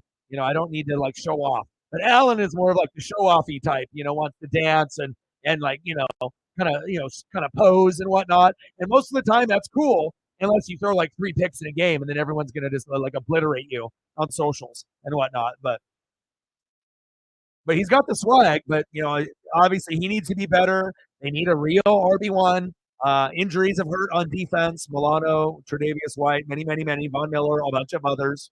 And they fired Ken Dorsey, so it's like a lot of turmoil in Buffalo. It's like you're not going to be great forever. They probably thought they were going to be great for like 10 years in a row, and sometimes you'll be good for 3-4 years, and then you'll have a shit year, and then you got to rebuild and figure out what you did wrong. Come on, Dobbs. I need fantasy. O-Dog is paging you. It's 1989. I hit you with the page. Check your beeper. Let's go. Run, Dobbs.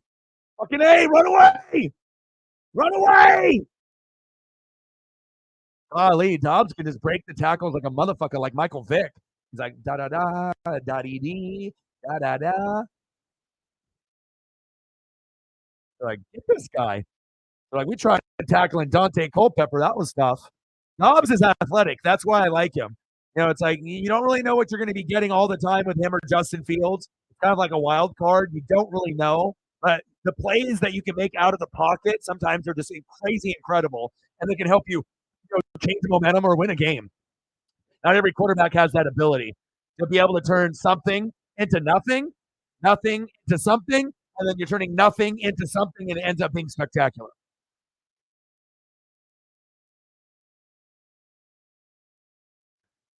RB2 with the carry, with the catch. Madison. Like when I think of him, I think of fumbling. So that's not my first good thought, Like I can't trust you. I wouldn't own you in fantasy, and you're unreliable. The offensive line stinks, but you're not Dalvin Cook. At least Dalvin Cook in his prime was like a top 10 running back, and you fucking knew it.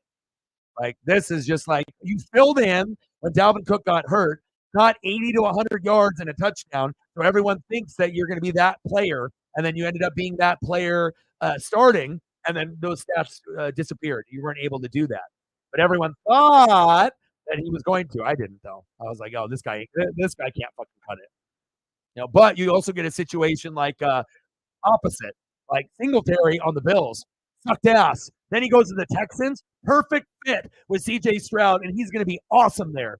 You know what I mean? Like you see it. Like he took Damian Pierce's spot. I think he's going to be the starter moving forward. So sometimes you got to find a team that fits your style and your vibe with Nico Collins and Tank Dell and CJ Stroud. Singletary feels like I'm a G now. I'm a G, and he plays like one. Kick is up, and it's good. We got a barn burner, 3-3.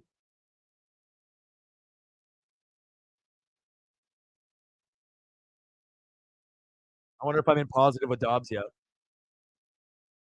Dude, thank God I wasn't in like a very, very, very, very, very, very, very, very close game in fantasy. It's 139 to 118, and he's done. I'm at negative 104. Is that good? Joshua Dobbs, 64 yards and 2 picks, and it's a 3-3 game. Probably the worst you can do ever. So it can only go up from here. So I'm not even mad. I'm like, all right, let's try to get to. We already fucked up my dream of going 20 to 30 points. So now, if you're at -1, I can't be greedy. So I'm going to say I would like to get to 16 points. And if you get me more than that, hallelujah. But I'm not expecting it. But if you can get me to 16, and if you really want to fail me and give me 15, that's acceptable. But anything below that is golly. So I'm hoping 16 points. We'll see if my prediction comes true. Let me know what you guys want to do for photos, and I got you. What a game, huh? A barn burner. We've never had a game this low scoring.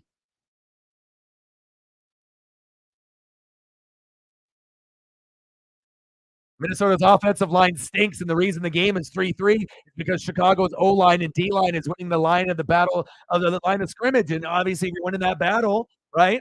But you have to be able to move the ball down the field, and both these guys cannot move the ball down the field. And obviously, Dobbs with the 2 picks. Normally, the score would be like, what, 14-3. That would be an acceptable score. Vikings up 14-3 or, 17-3. But, the interceptions killed those drives where I was going to get points with Dobbs. So he got in a funk. He got out of rhythm. And they're trying to fuck me right now, but I'm not dropping him. He's on my team for the rest of the season, baby. Win streak is unless Hawkinson gets 2 touchdowns in the red zone, which is still possible because it would more than likely be Addison for one, Hawkinson for another. But if they do the George Kittle thing and they go bang bang, then you might be able to do that. And if that happens, then you could actually win. But it's like a very, going to one each is probably like sounds pretty good. Going for the other one, it's like you probably have like a 20% chance for that to happen. But there is 20%. It could. Not likely, but it could. Oh, Joshua Dobbs.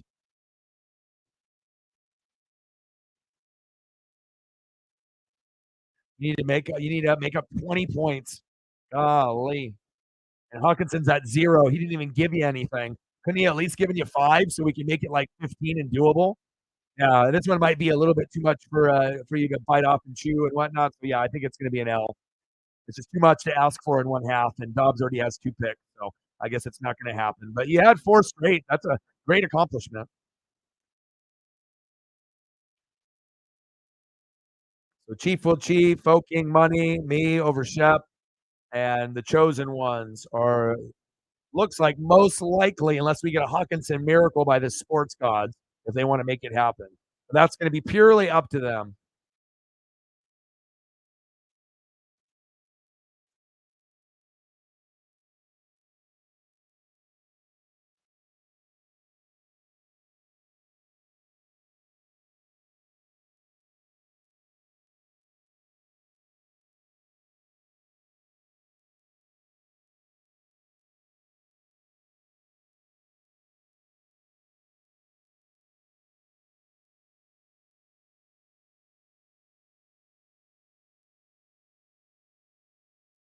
Three, three, golly. And then, like I said, I did some reaction videos that are going to be on YouTube, and then some are going to be only on Twitter.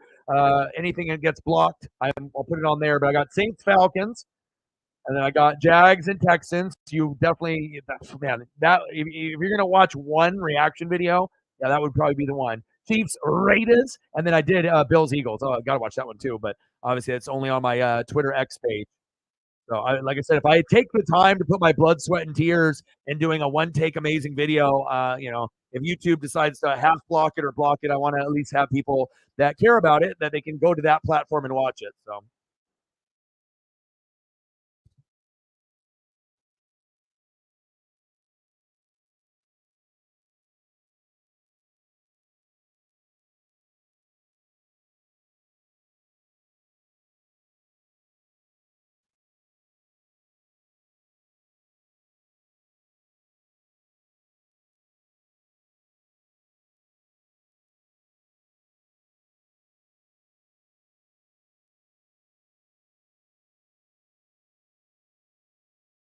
the fastest 3 minutes. I really, really, really, really do miss Chris Berman and Tom Jackson. I love them calling highlights and talking football together. I like OGs, man. Like, some of these guys are just not for me. Like, I need to be able to feel a connection. And some of these guys, these teeny guys, the former NFL players, they're fucking terrible. It's all for money. It's horrible takes. It's just bullshit. Their voices don't sound good. It's just a bunch of bull. Like, give me someone that maybe didn't play in the NFL that's a great talker, that does a hell of a lot of research that I can actually learn something from. Not some bullshit biased take by someone that sounds like a fucking asshole, has a shitty ass voice. Oh, Jalen Hurts, baby. Fly, Eagles, fly. Eagles. Eagles.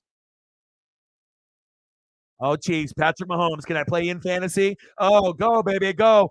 Rashee Rice, I see you. Touchdown, Chiefs. Andy Reid with the mustache. Get him a cheeseburger.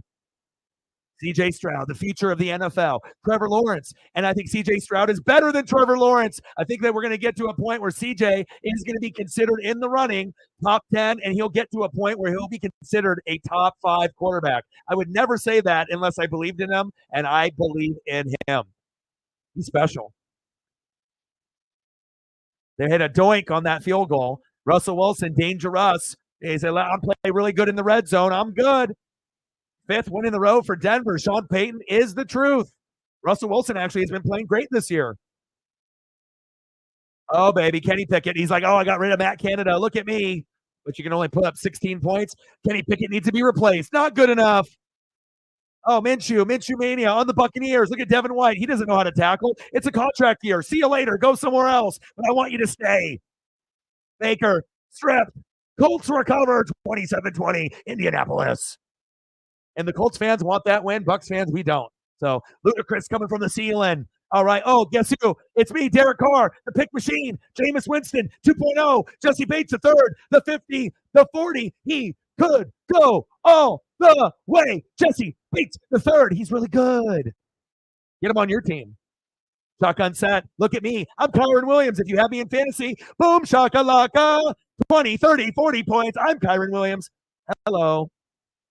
Oh, here. It's me, Derrick Henry. Remember me? I used to be on Angry Runs. Now I get touchdowns once every 4 games. Titans with the win.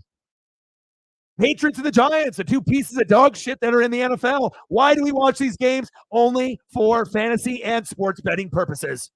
Oh, interception. Giants, shake and bake. Let's get a field goal. Doink. Wide left. Giants 10, Patriots 7. Bill Belichick says, get me Drake May immediately. And there you go. The fastest 3 minutes with your boy. Kind of good.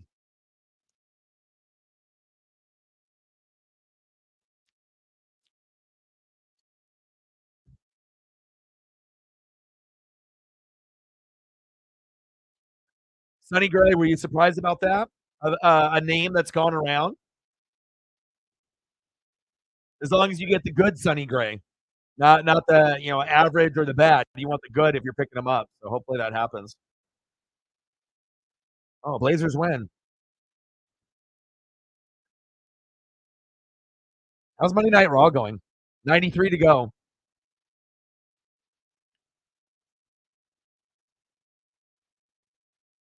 Yeah, I like it too.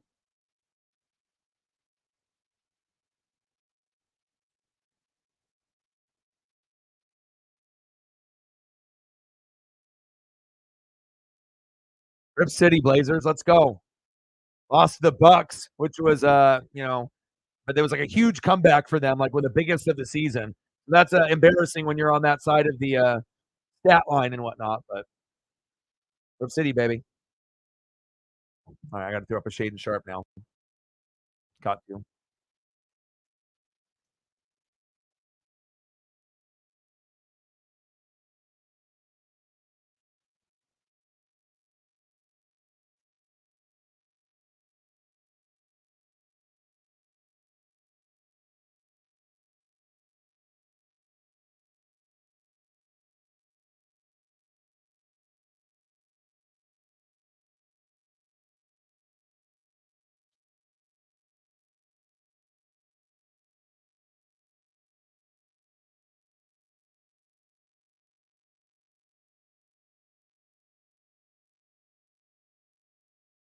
Three to three?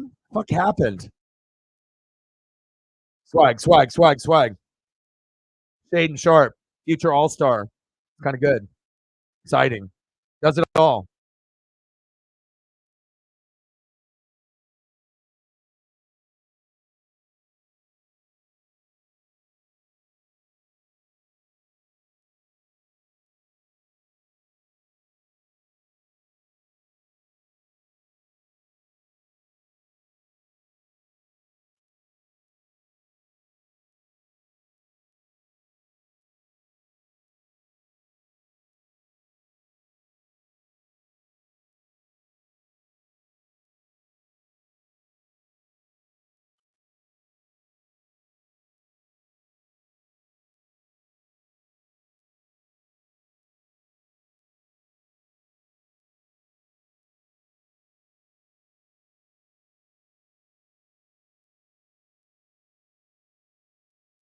Rip City.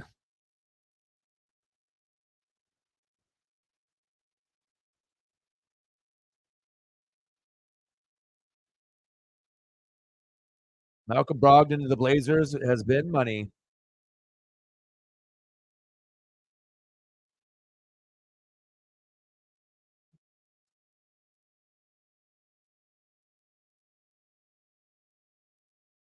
Oh, really?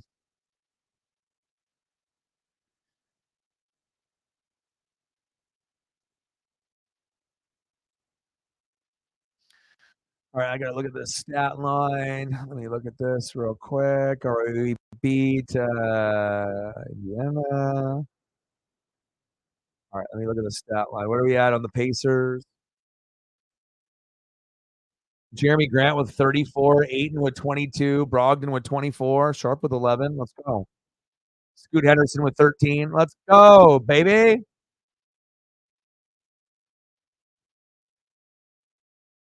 Let's go.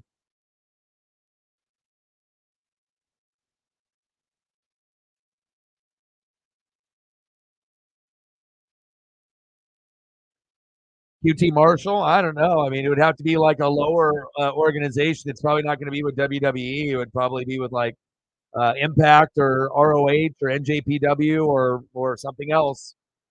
I don't know how much. I don't know how many people are like, oh my god, we have to sign this. You know, not to say that he's bad, but just sometimes certain people are more desirable than others, right? But I would like for him to get picked up somewhere for his job and for his mentals, if that's what he wants to continue doing.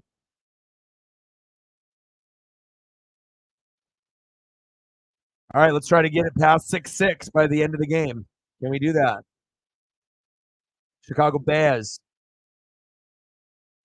Minnesota Vikings.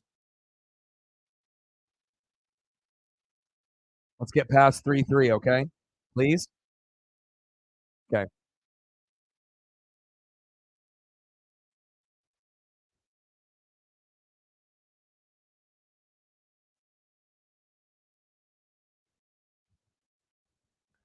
This air freshener that I got is crazy. It's like from Japan and it's like got a fan on it that you can spin on the cover.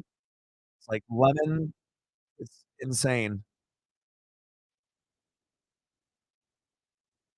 And then it's got some like real fruits in there. I mean, like my whole studio smells like so crazy. Like in a good way. Handoff.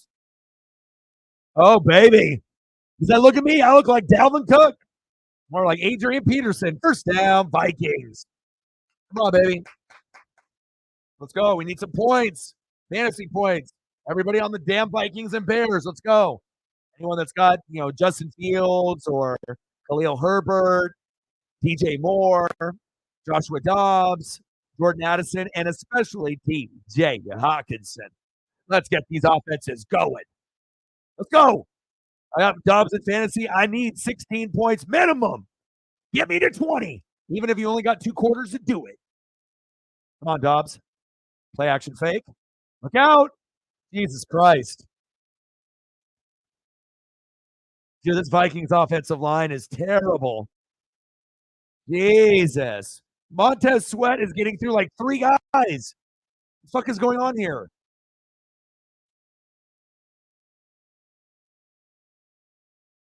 Jesus. Terrible. You know what that film shows me? That Madison cannot block. Bench. Like, what are you doing? Are you trying to let Joshua Dobbs throw the damn ball or not? And there's a difference between not having enough time to throw the ball or playing shitty on offense.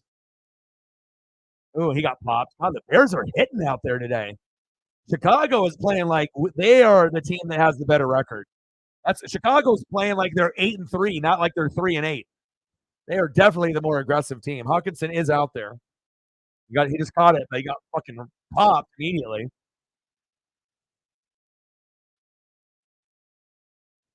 You got to think Dobbs' favorite targets are going to be with Hawkinson and Addison.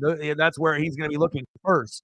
Then he'll go to Osborne and the others, and then the pecking order will change in 2 weeks when Jay Jetta comes back. Shotgun set. That's what I'm looking forward to. Dobbs. There's Hawkinson. Can we get some Minnesota offensive linemen? Jesus Christ.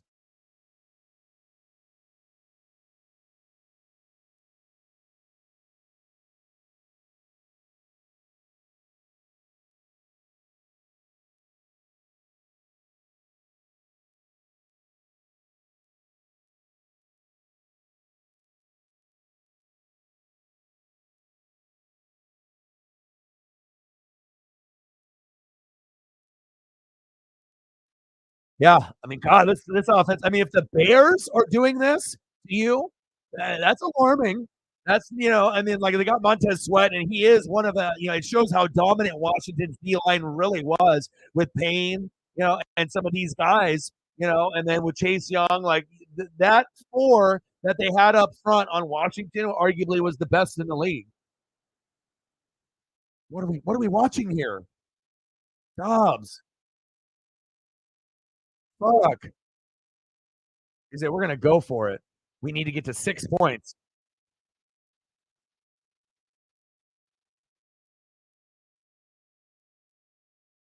I don't even want to know if Dobbs is even in the positive yet. I'm at 140. I'm not even positive yet. I'm still negative 0.36. Can I get a point, please? To get a 1 point? It's a third quarter. Dobbs doesn't even have a point for me yet. That's sweet. That's what I'm talking about. That's how dreams come true. Like, oh, this guy normally gets 20 to 25. Oh, it's what? How many points has he got? It's a third quarter. -1. All good though. He'll get something before the game's over.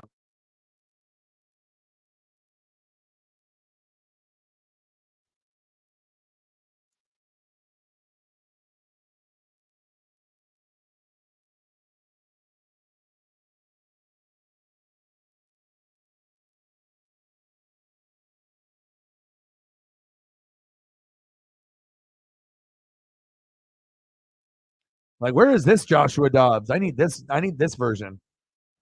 This will get me to 16 points in fantasy. One in the air, one on the ground. And you're already running for your life as it is, but Jesus Christ, I mean, this is like you got to have at least some blocking. Lee.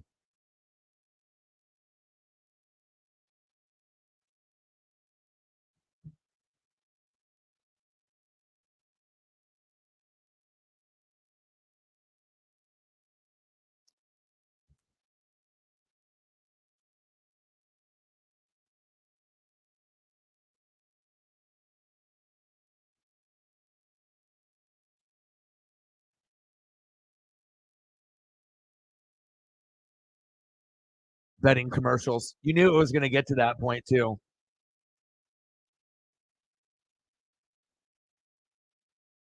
Like the evolution of things are changing. Like when they, would say, "Oh, you play so many video games, you're never going to be able to make money off of it." Now you can make like shitloads of money off of it. Like there's always a way with technology where you're going to be able to make money.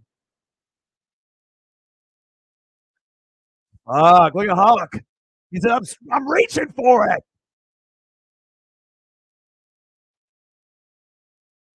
Momentum is flying out of bounds.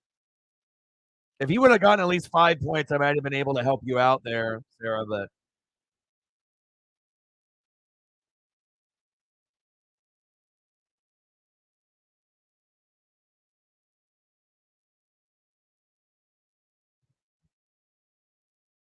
there we go. At least Fields can run away. Throw it. Like throw it to a cheerleader. I don't care.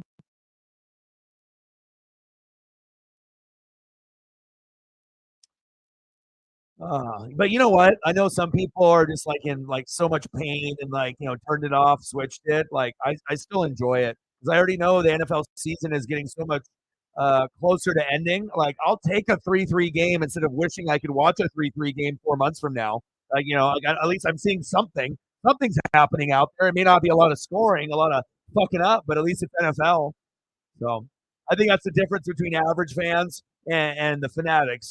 That's the difference. Is like even on some of the bad stuff, maybe you'll tune in a little longer than you think is, but not everyone's going to have my mentality. Some people are just like, only my team, only the big matchups on the big nights like Thursday, Sunday, Monday. But then if it's shitty, then they just turn it off, which a lot of people in America do that. They're just like, oh, I'm fuck this now.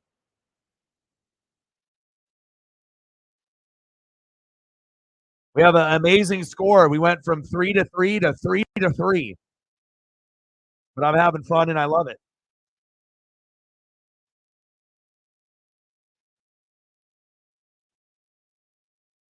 Minnesota fans really do love their Vikings. To dress up as a Viking is pretty dope.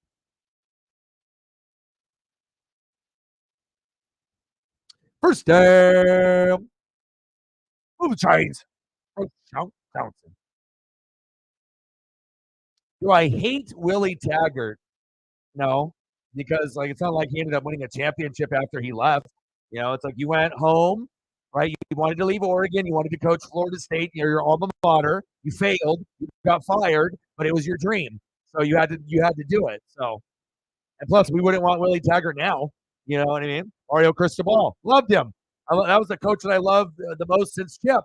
And then I thought he was going to be here for a long time. He left. I was hurt by that, but he went to the U, his alma mater, when he played football with The Rock, Dwayne Johnson. And then he's failing miserably there.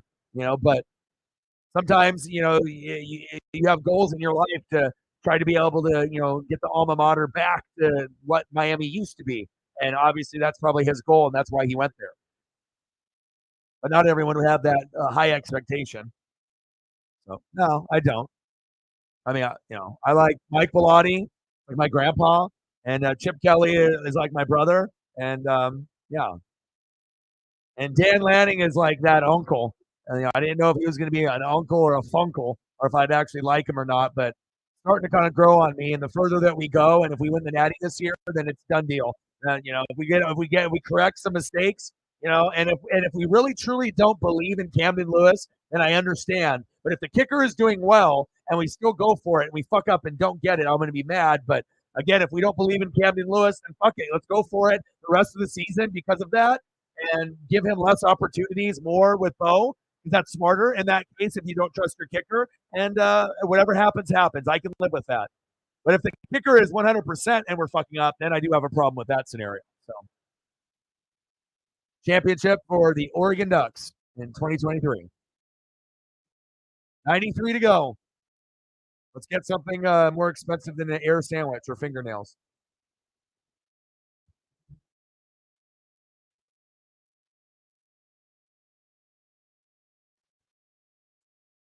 All right, Justin Fields. Third quarter, first down.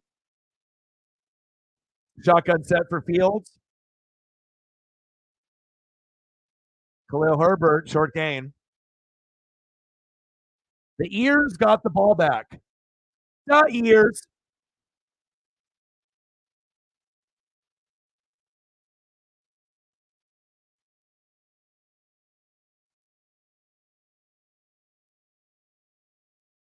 The Bears.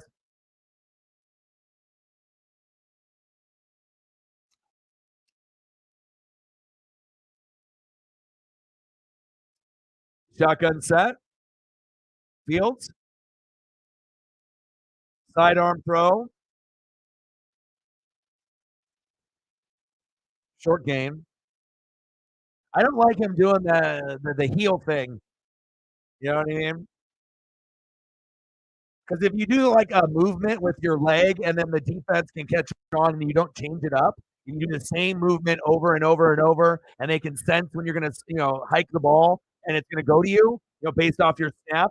There's going to be more sacks you're going to take because you're giving the defense a look. You're giving them that little leg movement, that lifting the leg. I don't like that shit. That's a part of his development that needs to change. I mean, if he switches it up, but like always cocking your leg back, like I don't know if I like that. Vikings are like, what are you doing with a screen pass? Who the fuck do you think we are? It's like, what's like when you see Justin Fields, like sometimes, he'll throw good, but most of the time he doesn't. He's a better runner than a thrower, but he can still make big plays from time to time, but just not consistently. And that's why they may go for another quarterback because they want someone that can throw the ball consistently, not just have a big play every like 9 plays. And that's what you get with Justin Fields. And sometimes you're going to get that big play with a run rather than his arm. I think that's a fair evaluation. Like he didn't pan out in the draft class. He's second best, but even though he's second best to Trevor Lawrence, he's quite a bit further down. Like, I don't know if he'll pan out unless he ended up going to like San Francisco. Kick is good. Now, if he went to the Niners, he would work in that system. I mean, I don't know if he could survive in most teams like long term. You're not producing enough unless the offensive line is like the best and you have like great weapons to throw to, and somehow your confidence gets boosted and you turn into CJ Stroud. But he doesn't have the CJ Stroud, like the Mamba mentality. He's just Justin Fields, kind of like a gimmick player.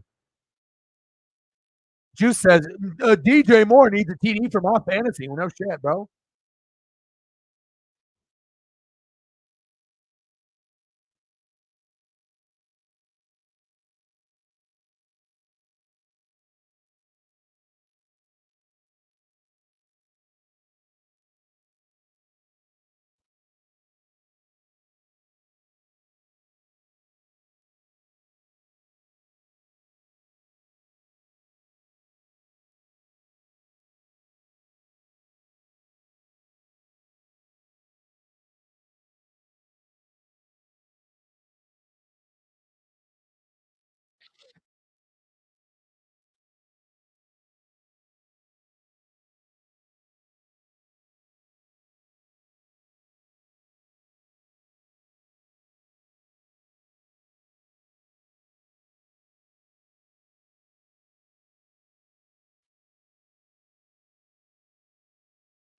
Hybrid.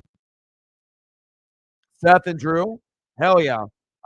Seth is my favorite wrestler in WWE in this generation. I've been watching wrestling since like the mid '80s, so it's like I got my guys like NWO, Hogan, Nash, and obviously Scott Hall, Macho Man, Stone Cold Rock. There's a lot of people that I really like and guys that I like now, like MJF and being on the mic and whatnot. But Seth, by far, I'm a big Shield fan. I got a lot of merch and I got their first Elite figures.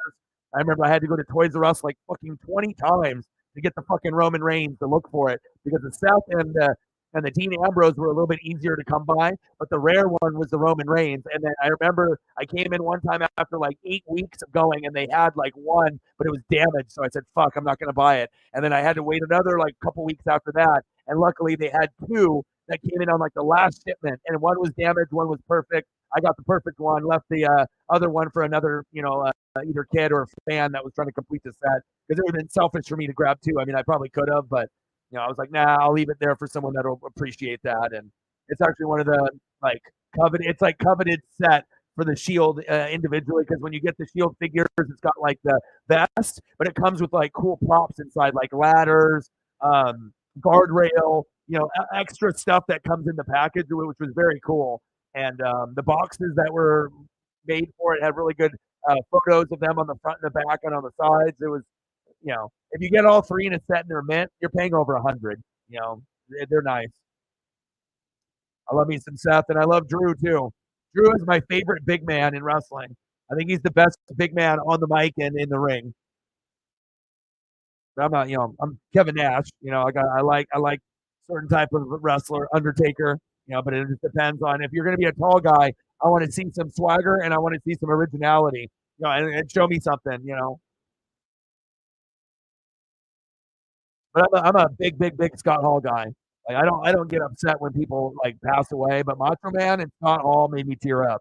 Like those guys are so big in my life, and like that was tough. So I know when Nash goes, and even though Hogan's a racist and Hogan's not very good person outside of wrestling, it sounds like based on what I've read and seen and whatnot. But obviously Hulkamania and NWO, there'll be a few people once if they pass and I'm alive still, it'll be weird. It'll be difficult. And then I had Animal and Hawk Pass, and that was not fun. I'm a big Legion of Doom Road Warriors, like the biggest Legion of Doom and Road Warriors. That's like my favorite of all time. So that shit shaped my childhood, man. 6'3", the best. I need some fantasy points. The fuck are they? He said another field goal. That doesn't help me with Dobbs unless he turns into the field goal kicker. Am I even at fucking positive yet? Still at negative. Come on, Dobbs. I'm at negative 0.36. Come on, Dobbs.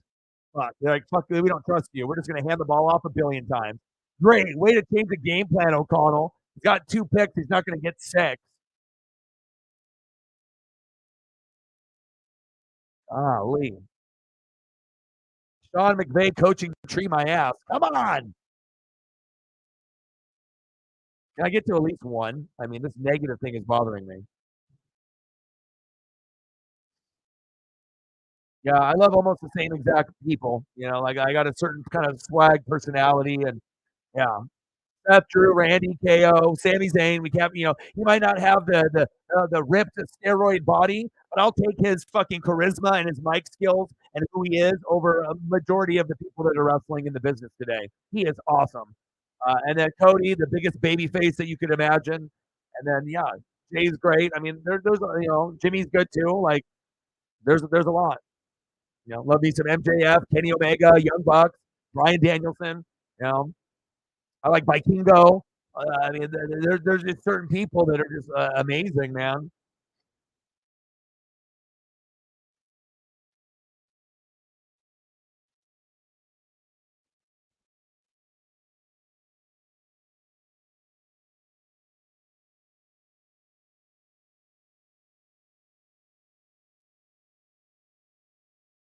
Oh my God, he caught it.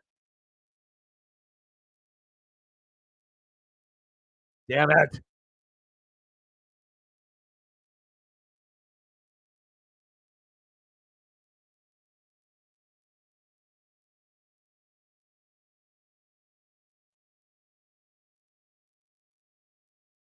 defense number 33. And I like Will Ospreay a lot. So not a lot of people know who that is, but if you watch wrestling like hardcore or you're on Twitter or Instagram a lot, chances are you've seen something. If you follow wrestling people, you might have seen a highlight or watched a match of his in the past. And that guy is fucking incredible. Like he's like on the Kenny Omega level, like elite, elite, elite, like RVD and Sabu in the prime, elite, elite, elite. Like, you're gonna be entertained like so much. Like the athleticism is just through the roof, and I like wrestlers like that. And then if you can talk on the mic and have swagger on top of that, God, these guys are like running in mud, but there's no mud. 6'3"? At least you're not negative with Joshua Dobbs, bro. And I like Moxley, you know what I mean? Like, I've never been a big Roman fan, even though I had to fucking try to get that damn elite figure, his very first one, and it took me forever to get it. Now a negative point 0.4. Um, Yeah, Roman, but I will say this about Roman. His wrestling style is boring like Goldberg, but he used to not be able to cut a promo, and now getting the title and having that swagger and being more himself and, having that, heel appeal has made him into a pretty good talker compared to being absolutely terrible in the early parts of the Shield. So, and that's why Moxley and Seth Rollins were always liked more in the ring and on the microphone, especially. But Roman has gotten much, much better, so I will acknowledge him in that regard. Acknowledge me. But I don't like him in the ring. And on the mic, it doesn't do it for me. Like, I've already heard this song and dance for like 3 years. I'm over it. Like, hell, give Dirty Dom a belt. Like, give me something new. Like, I'm done with you. Give me that Dom that's dirty, Give me that. That's exciting. Screen pass. O-Dog has positive points in fantasy. Am I positive yet? No, of course not. 0.2. Jesus Christ. Are we going to even get to the fourth quarter? 0.8. This is ridiculous. 0.008 now. It was 36. Now it's 8. 800ths. 800ths of a point. I mean, if you really want to impress me, Joshua Dobbs, get the fucking 20 points before this game is over. Have it to go to overtime and get me an additional touchdown in overtime to get me to 20. See how I'm talking that into existence? 6-3 Bears. Shotgun sack. Come on, Dobbs.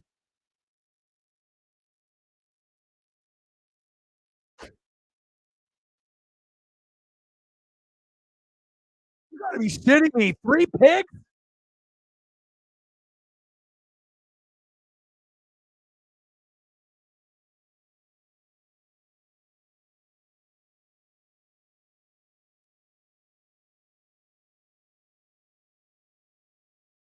You got me in the Cobra pose like I'm on a college football fucking poster or commercial.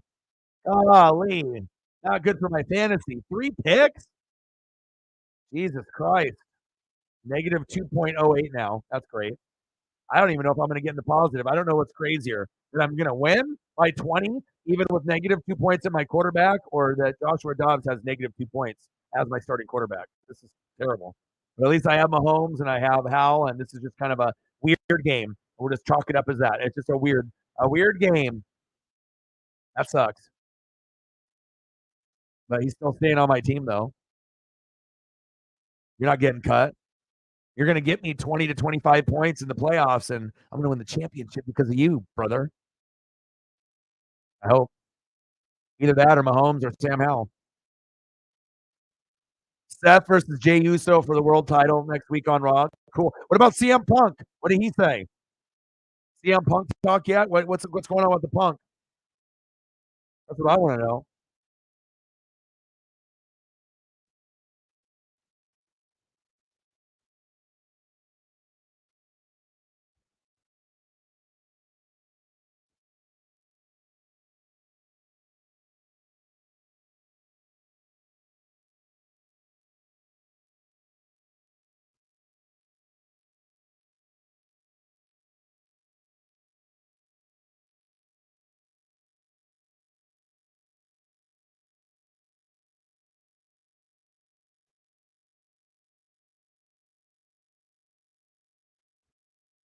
The fuck? The fuck?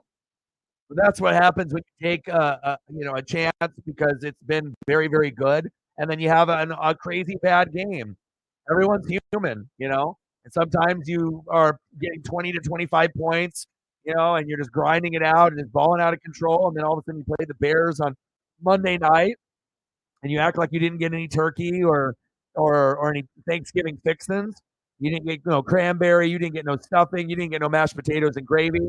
And this is what I get in return for putting you at fantasy and starting you. I could have started Mahomes and got 20 or Sam Howell with 17. Come on, Dobbs. I mean, you got to get me at least 16. I don't know if you can do it unless they run the ball with them the rest of the game. Jesus Christ. Dobbs, why? Why Dobbs? The pastronaut is not passing. We have a problem. Houston, we have a problem. Minnesota, O-Dog has a problem. Go, baby, go. There we go. Wow, he tried to slap the shit out of his helmet. You see that? Put a bitch slap it. He said, I'm going to tackle you.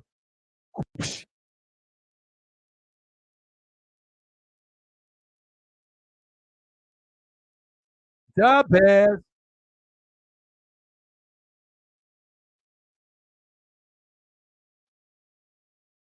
Caleb Williams, Marvin Harrison Jr., Maserati Marv, Drake May to the Patriots, Brock Bowers, that guy's a stud, Rome Odunze, he's kind of good too. Where's Troy Franklin at? Where's the Oregon love? Boo! Where's Troy Franklin love? Boo!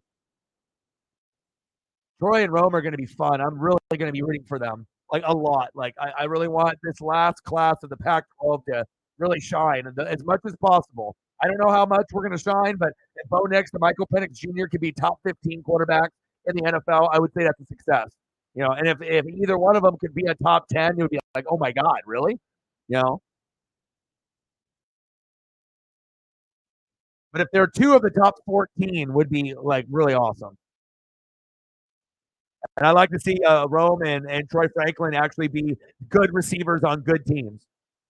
That would make my heart happy. Even if the Husky players pan out, absolutely. 6-3, the Bears.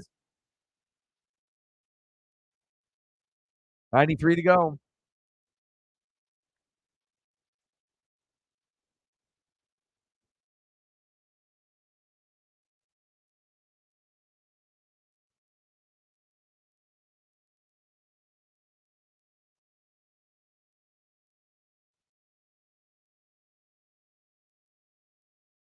Shotgun set. Fields. Nice. Like a rope. It is DJ Moore. I mean, if DJ Moore actually had a competent quarterback, I mean, how big would his numbers would be massive. I mean, you're going to be putting up 1,000 to 1,500 yards, 10 touchdowns. If you had a competent quarterback and they gave him the ball a shitload, and DJ Moore is good enough to get 3 in a game. That's why I think, but if you get Caleb Williams, I'm not sure if that's going to change. How much better is Caleb Williams than Justin Fields? Like a lot or a little? Like, what do we don't know. Is he Patrick Mahomes 2.0? He might be, or he might be just barely better than Justin Fields. And if you draft Justin Fields and or you trade Justin Fields away and get Caleb, and he's only barely better, then that's going to be a fail. 8 to go.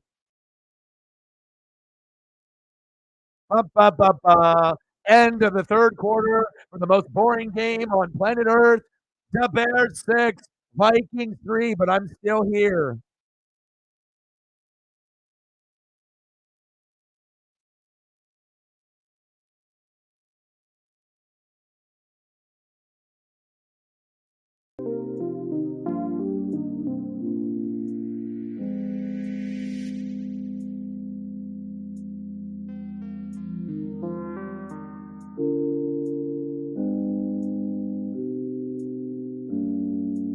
Time for music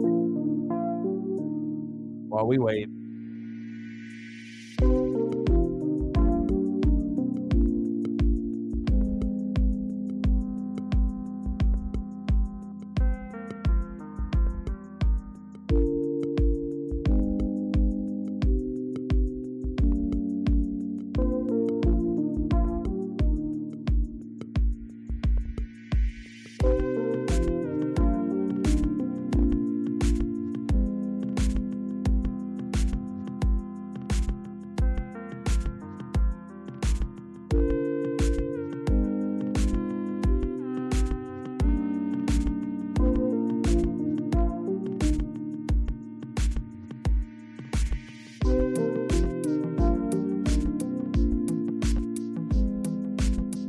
Come on, bro.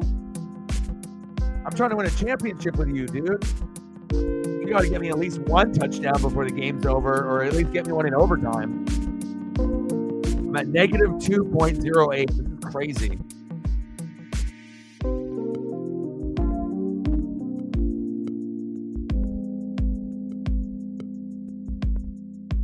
Fantasy points, bro. I need them. Can you give me some? Bro, hook a brother up, dude.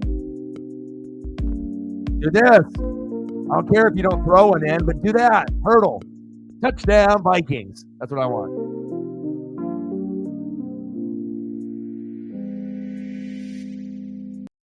All right, baby. Let's go.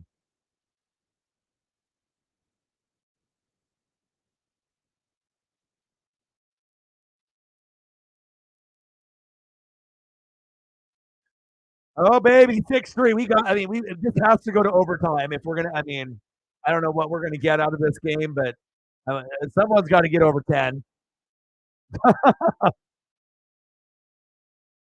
Wow, wait. It's one thing if I'm watching like the 85 Bears or like the 2000 Ravens or the 2002 Bucks and they're doing this, but if we don't have a situation like that, like, come on. Really? 3-8 versus 6-5, and we have a 6-3 score on Monday Night Football?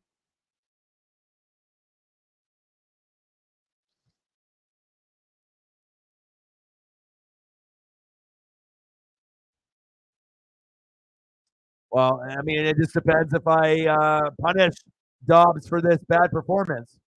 Because if I punish him, then he's going to be on my bench. I'm not going to release him, but he won't play until he proves to me that he don't do this shit again. I'll hold a grudge, and like it's all about production. And if I trust you, and if I get to a point where I don't trust you, then you either are off the team and you get the boot, the Hollywood Hogan, right, or you'll be on my bench and I'll monitor you from afar.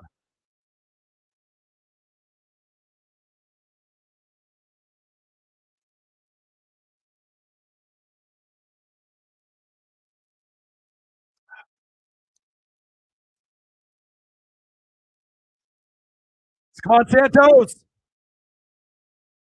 It's good. 9-3. The Bears.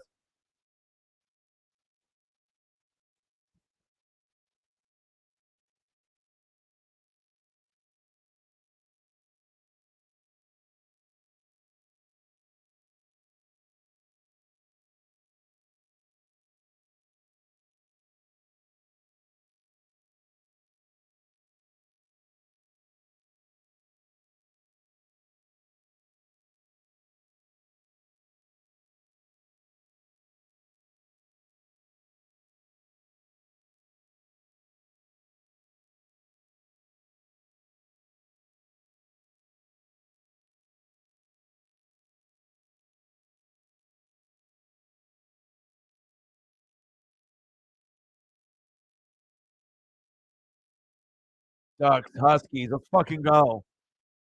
So stoked. Let's fucking go. Let the best man win. And I really will be rooting. Like a lot of Duck fans would not be able to root for Washington just because of like the hate and the rivalry. But I'm not like most people. I do love lefties. I love great quarterbacks. And like I said, I might be a Duck fan, but I really do love Michael Penix Jr. and what he's all about, and really rooting for him to be successful. Maybe that's why the sports gods are being so like appreciative of Oregon. Like Bo Nix should be my favorite player, but like the rival quarterback is. And like how often would someone really admit to that? Like you're not supposed to like say that out loud. You might think it, but you're not supposed to say it as a hardcore fan. But I have to be honest. $10 fingernails off a painting, not eating. Bang, bang, bang, boom, boom, boom. $10 holla from my boy Reflect. He says, I don't want you to eat air or fingernails for dinner. Here's something. Bang, bang. I wish more people could have a little bit more of an open mind that I try to, let Oregon like fans know.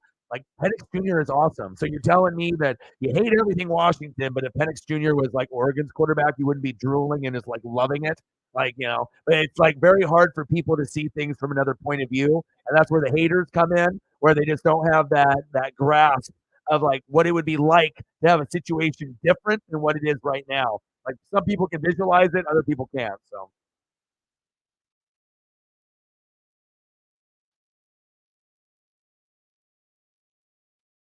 yeah. Brandon should be my favorite. $10. Let me know what you want to do for photos. You want Michael Penix Jr. and we could always do something like that. Got to get that Pac-12 representation now, Pac-2.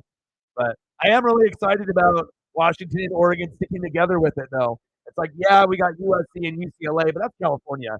We're Pacific Northwest, so it's like we have to stick together and stuff. And so it's like going into this new conference, it's going to be we'll have a leg ahead. Obviously, with recruiting, of course, but if they can get another quarterback that's sufficient, it'll be really fun to watch Washington do what they do. And then especially if Washington ends up beating Michigan or Ohio State, then people are going to be like, oh my God. Like if Oregon and Washington beat the other two teams, then what are they going to say? Like, oh, I thought we ran this fucking conference. And all of a sudden Oregon and Washington go in there and beat the teams that are normally like number 2 and number 3 in the world every year. That would be cool. Oh, they always separate. X team, X kind of people, X political. Yeah. It's like either left or right or this or that, you know. It's like you can't be more than one. You can't like a little bit here, a little bit there, you know. You have to pick a side. 9-3, the Bears. Well, I'll throw up some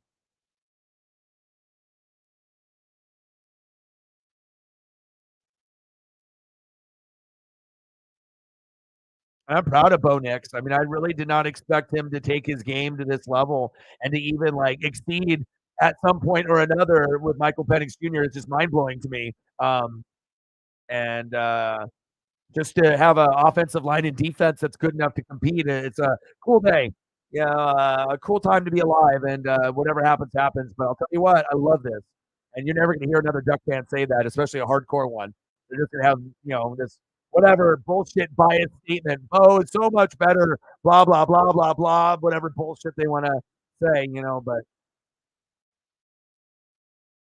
and you never know. Michael Penix Jr. Should be the better pro. Maybe Bo Nix will be, but I mean, I guess it just depends on team, a little bit of luck, and if you're stay healthy or not. Because really, Michael Penix Jr. is only going to fail if he gets hurt. That's the only thing that's going to hold him back. Not like a Mariota. It's like they're going to play good on the field when they're out there. It's just like, can you stay injury free? That's what Michael Penix Jr. has to be afraid of. Other than that, he's got everything down perfect, down pat, Pat Mahomes.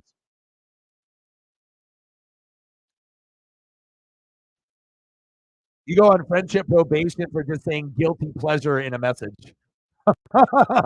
He said guilty pleasure. Friendship probation. 9-3 the Bears.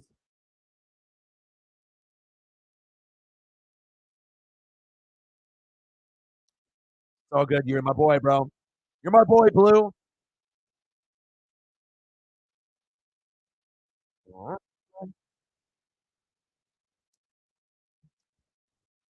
They got fucking ham out there. Come on, Dobbs. Almost another pick. Another pick.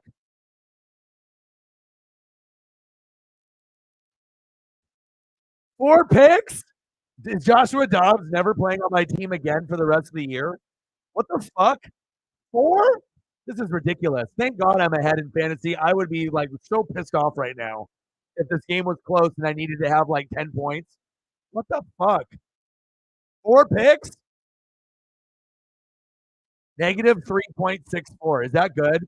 I got 99 yards and 4 picks. Is that good in fantasy?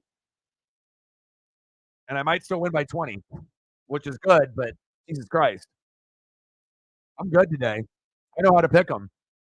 You wish you could pick Joshua Dobbs and put him in your starting lineup and get 4 picks. You wish you had that skill. That's my guilty pleasure. Joshua Dobbs, 4 picks. And the game's not even over yet. He might get 5. If we're going to break a record, let's go all the way. All the way in the opposite direction. Fumble! Fumble.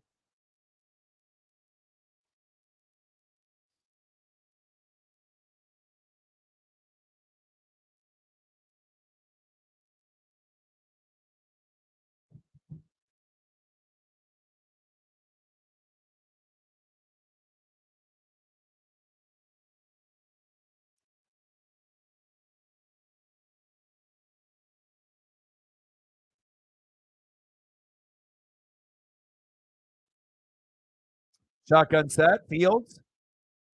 Roshan Johnson up the gut. I feel like I'm watching like a goddamn JV fucking high school game. What the fuck is going on here? Like, am I watching a bad college football game? What the fuck is going on here? It's like everyone knew that Monday Night Raw was going to be on, and it was first hour commercial free. CM Punk is back, and now everyone is like distracted. Like CM Punk is back at WWE. Did you hear? And then everyone's just like, "Fuck, we can't even focus, dude." Just like, let's just fuck it up for everyone on Monday Night Football. The fans, the voters, the fucking people trying to win money, everyone. Fuck. Fields, they're done. First downs are worth 10 now. First down, Bears. Okay. I mean, at least I still won, and I won comfortably. So the rest, I mean, I got 23 points out of Miami D. I mean, I already knew I was going to win just based off that alone. So it's like, oh, Jets quarterback, yes, please. Don't mind if I do. And they play the Jets in a couple weeks, so I'll be able to duplicate that number again probably. So I mean, they had one guy that got a season-ending injury. We know that on the defense, but other than that, I think I'll be all right. Like, I feel really good having the Dolphins and the Jets D as my 2 defenses, especially with like really good matchups. Like, what are they playing this on? Madden Extreme? Like when you try to like run the ball and you get -1 or 1 yard every time. Like, what the fuck is going on here? Can we have a big play, please?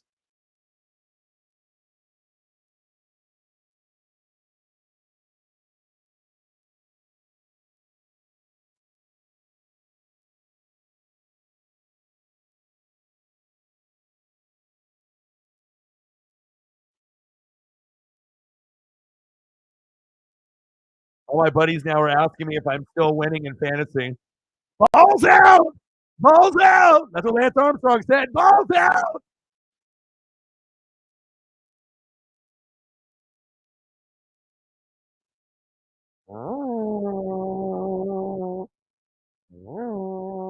Let's go!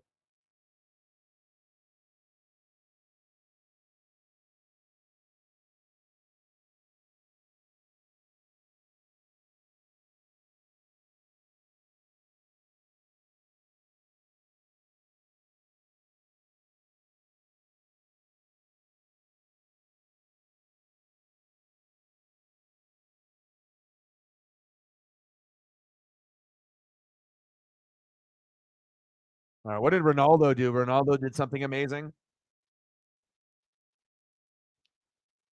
Yeah, well, remember what I said?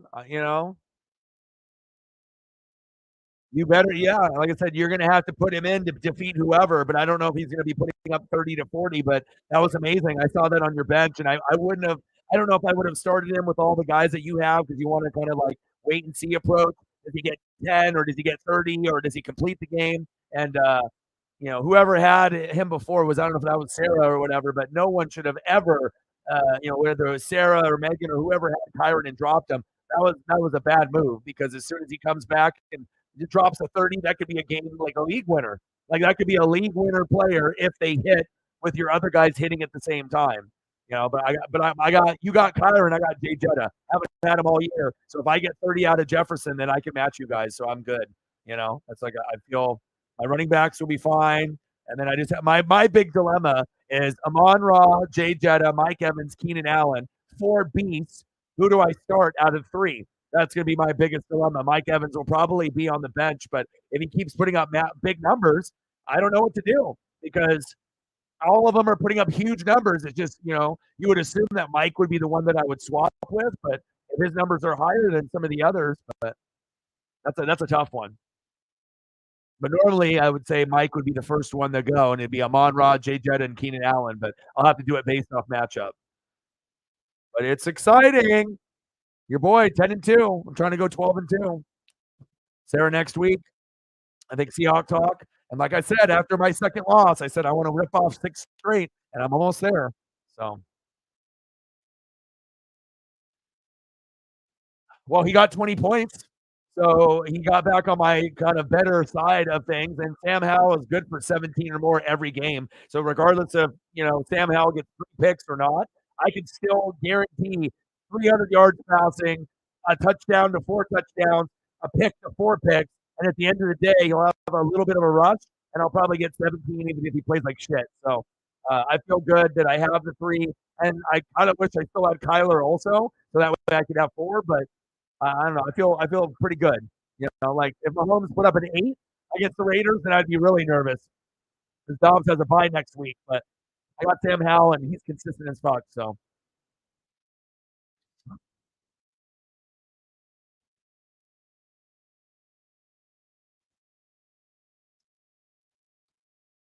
come on, Dobbs. I need fantasy points, brother. I need some fantasy points. Give them to me. I need to feel good. I wanted 16. Now I have to pray for 10 because 16 is too much. Go, Dobbs, go. Go, Dobbs, go. The astronaut takes the hit. Pow, pow. Yeah. Well, also too, you have too many running backs, so you don't know who to choose. You have certain ones that you feel good about, and then sometimes your gut is wrong, and then that one guy that you put in, like a Saquon, and then you look on your bench and there's someone that has 30. That's what happens when you have an elite team with that many options. So sometimes I like to eliminate a couple options and get a couple other positions. That way I don't drive myself insane by losing so many points on the bench. But at the end of the day, if you're still winning, that's all what it's about. To score the most, to give up the least, to have the best record, and then win it all. I mean, that's those are the goals in fantasy.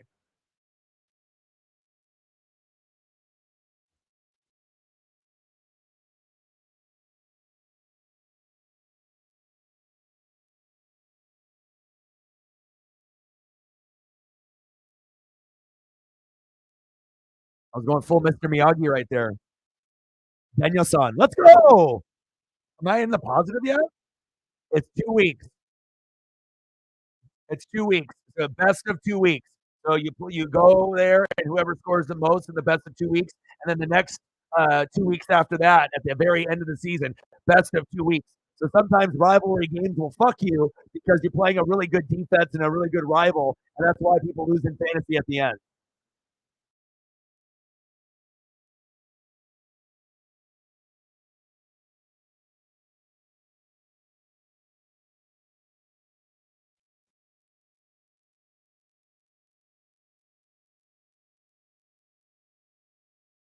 I was gonna flop out of the chair, but I'll save that for the Ducks game. Come on, Dogs! Can you get the guys a throw down the field that's inbounds?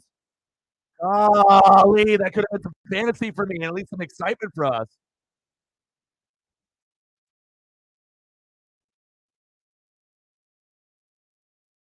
Well, it depends if you have a first round bye and what they decide to do at the end of the season. Every team is different, so you'll have to look at the schedule with the playoffs. But I mean, it's the same every year. Nothing changes.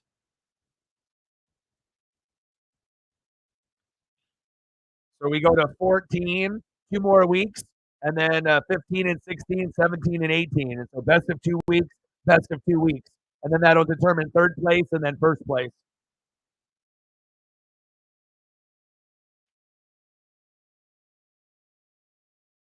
And the playoff bracket right now is me versus Chief. Well, Chief 1 versus 4, but it's we still got a couple games to go. And then Reflect, you're the number 2 seed. Oh, King Money is number 3. So I mean, this is the most competitive, and I literally think any of the 4 teams could win. I will not be shocked. We have never had it this competitive ever. I'm proud of that. That's really awesome. Like everyone's got 8 wins or 9 wins. Like I'm in first place by a game. It's not like I'm up by 2 games or 3 games or 4 games. Like, and there's multiple people in second place. Like this is awesome. There is nobody with 7 wins. It's 8-3, 8-3, 8-3, and 9-2. And then obviously we're adding wins to our. I think everyone won out of that group. So I think now everyone just gets better.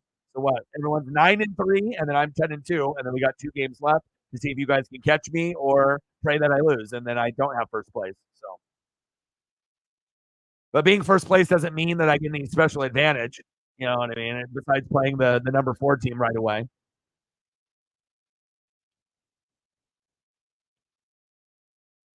Yeah, and sometimes they'll sit players, so you don't know. So sometimes you have to have a deep team. Um, I don't know. They may or may not. Chances are they're going to want to stay fresh and competitive, and they probably won't rest those guys, and they'll still play. So there'll still be an opportunity to get points, or play at least a half or whatever. But I don't know about just completely not playing. I would assume they'll play the whole game, and they'll just treat it like any other game.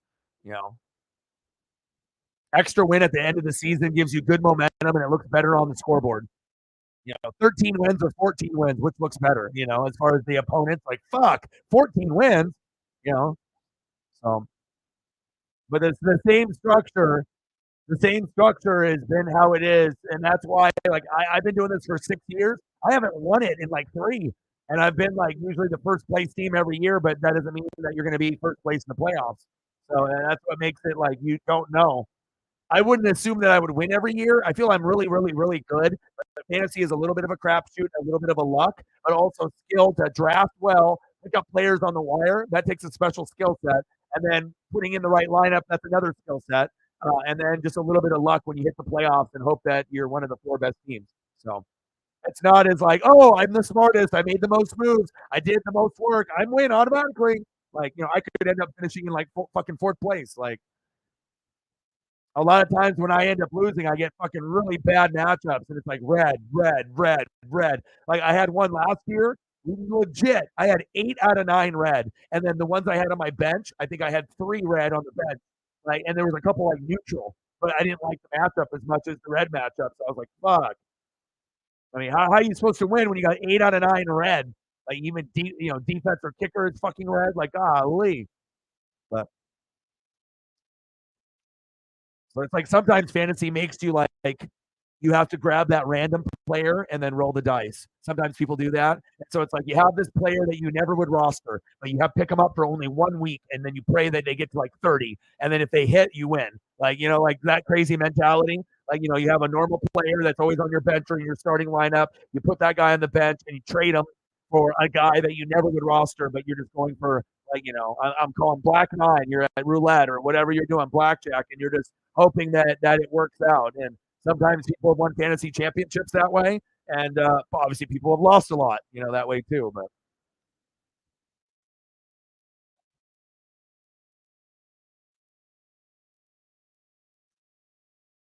I'm pretty sure that's how everything works. It's like how it was last year. Yeah, best of 2 weeks and then best of 2 weeks.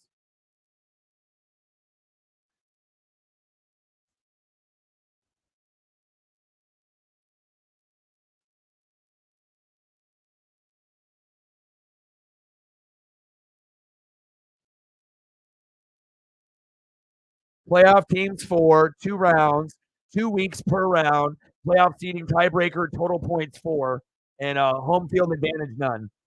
Whatever the fuck that means. I never turned that on ever. So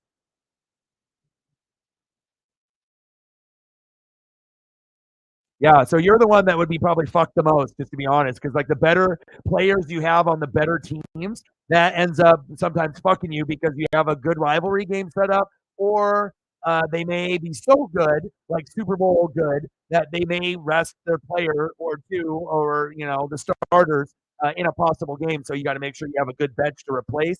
And even if you have a good bench, you're not able to replicate the same numbers, but you have to pray that you get close to win. So. Yeah, there goes Colorado. There goes Oregon State. That sucks.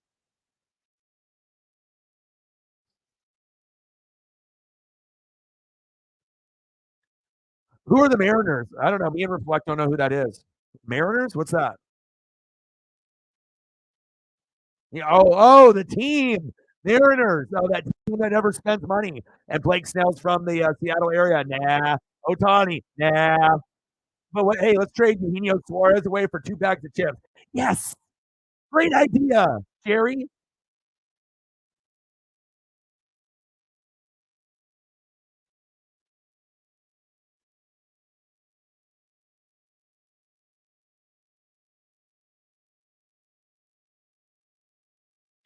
I sent you a photo, Reflect. Check your phone. You'll be like, "Oh my god, how cool." I found that. I thought of you. I sent it to my Mariner buddies. Come on, Dobbs! Throw it!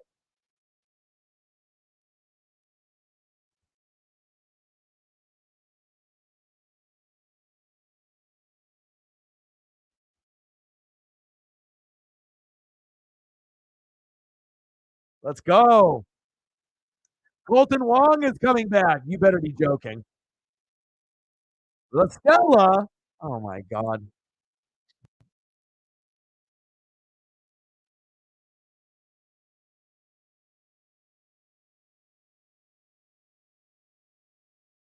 The photo that I sent is one of the coolest ones, bro.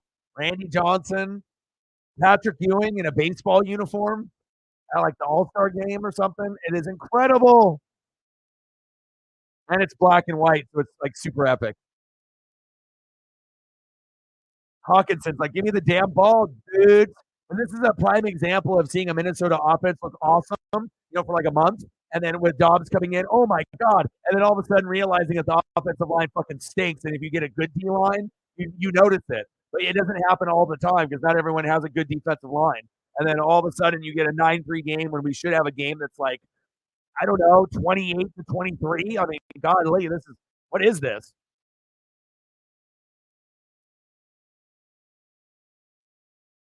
You know who's awesome? You are, Reflect. That's who's awesome.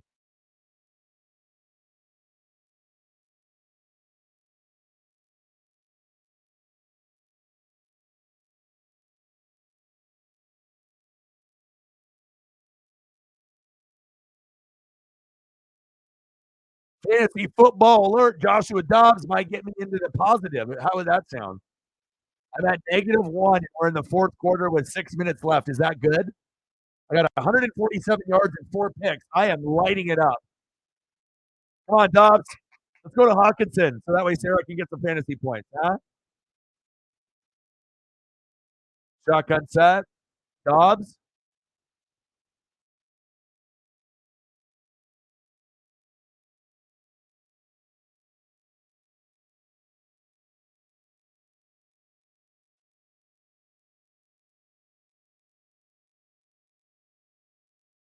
A little bit of that ESP. Okay?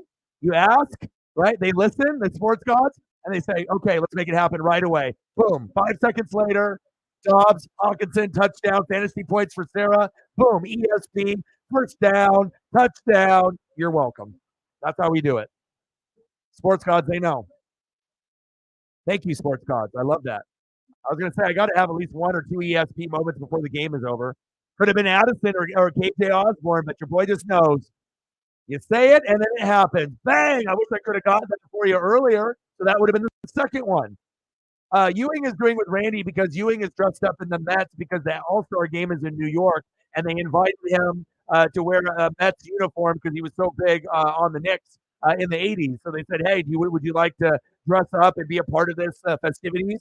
And yeah, and then Randy is, same size as him essentially, right? 6'11", 7 foot. Hey, let's do this photo with like the 2 tallest guys, right? And then boom, black and white, boom shakalaka. Oh, baby. I'm at 3.66. I am running shit now. Watch out, world.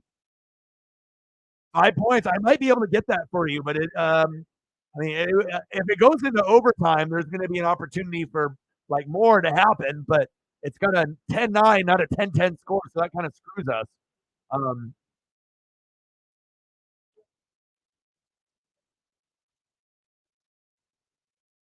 And got to think if the Vikings stop them and they have the lead, what are they going to do? Probably run the ball to bleed the clock out, right?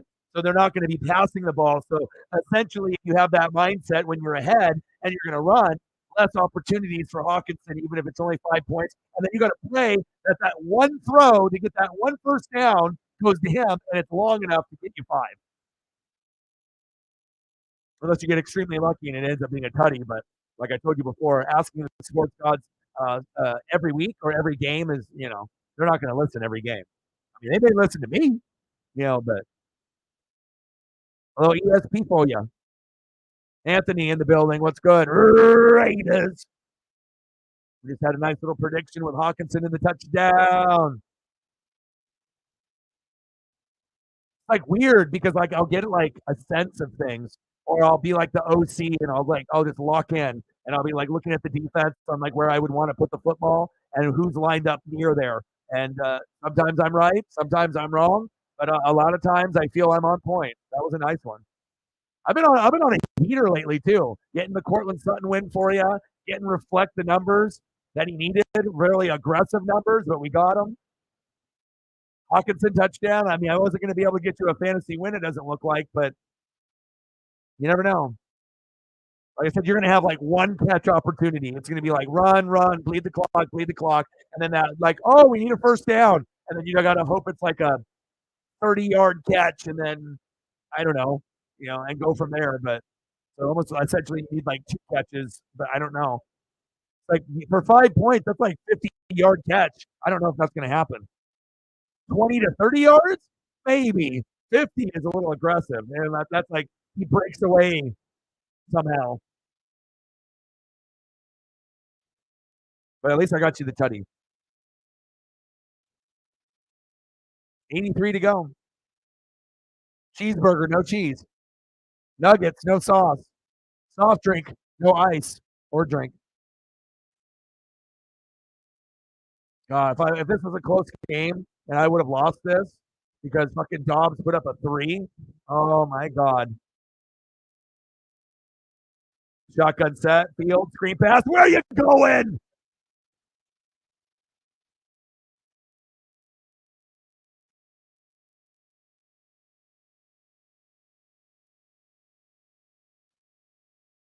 It's like, are the defenses this good? The offensive line's this bad? And we know Fields and Dobbs aren't this shitty. But golly, offensive line is important, don't you think?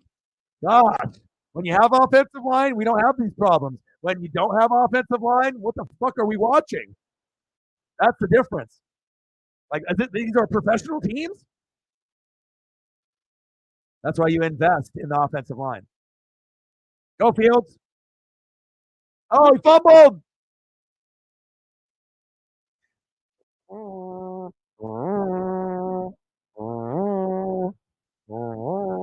Let's go.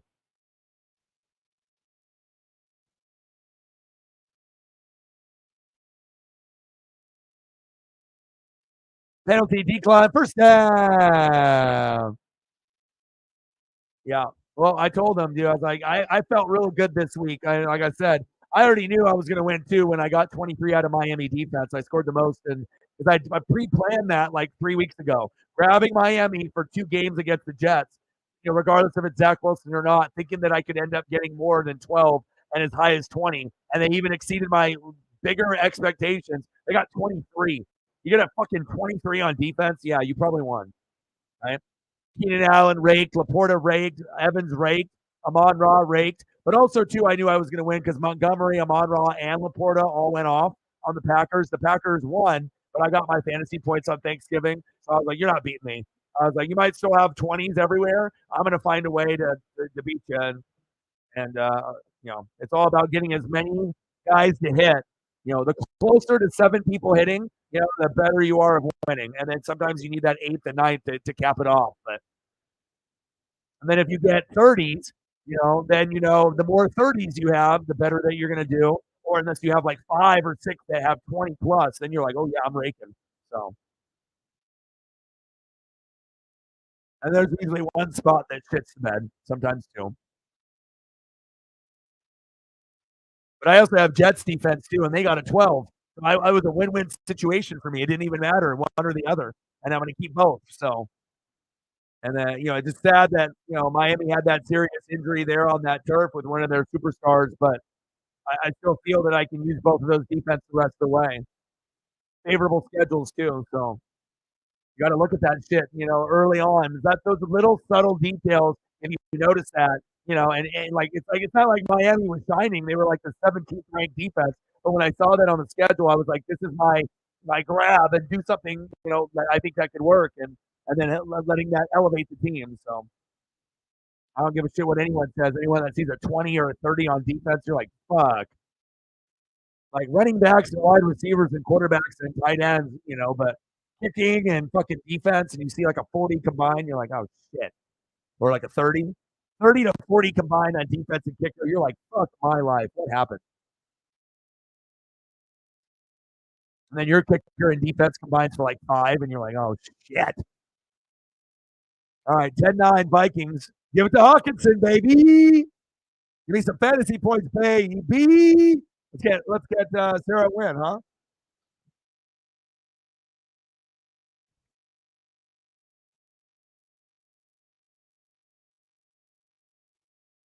Yeah. Well, I'll always figure something out. I always look ahead. I'm always looking ahead on everything.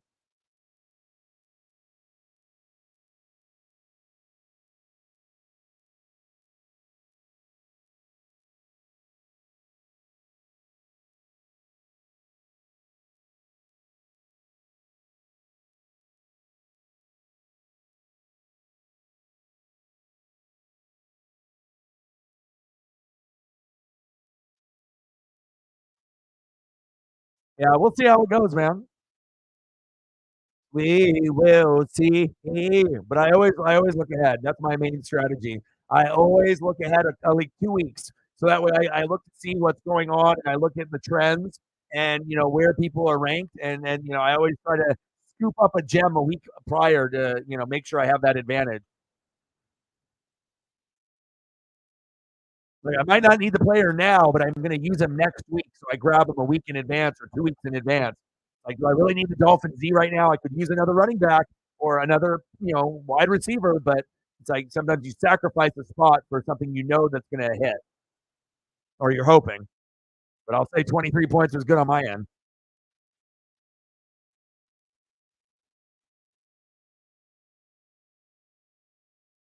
Go on, Hawkinson. Cleveland D.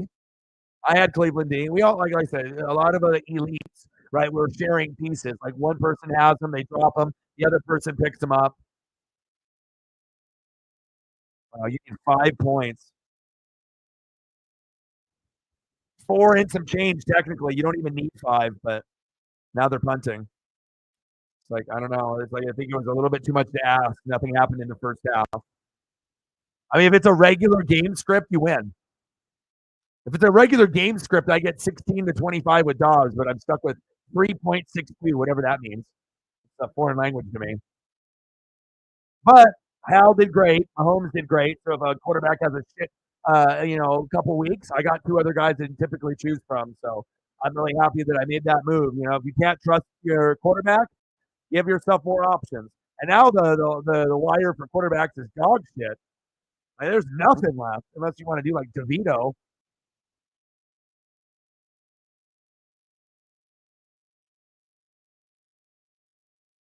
Reflect with a 135, Chief Chief with a 133, Poking with a 112, and your boy with a 144. Was hoping for a 160, honestly, but like I want to make sure that these guys are putting up as much points every week so I can trust them. It's all about trust for me. Do I trust you?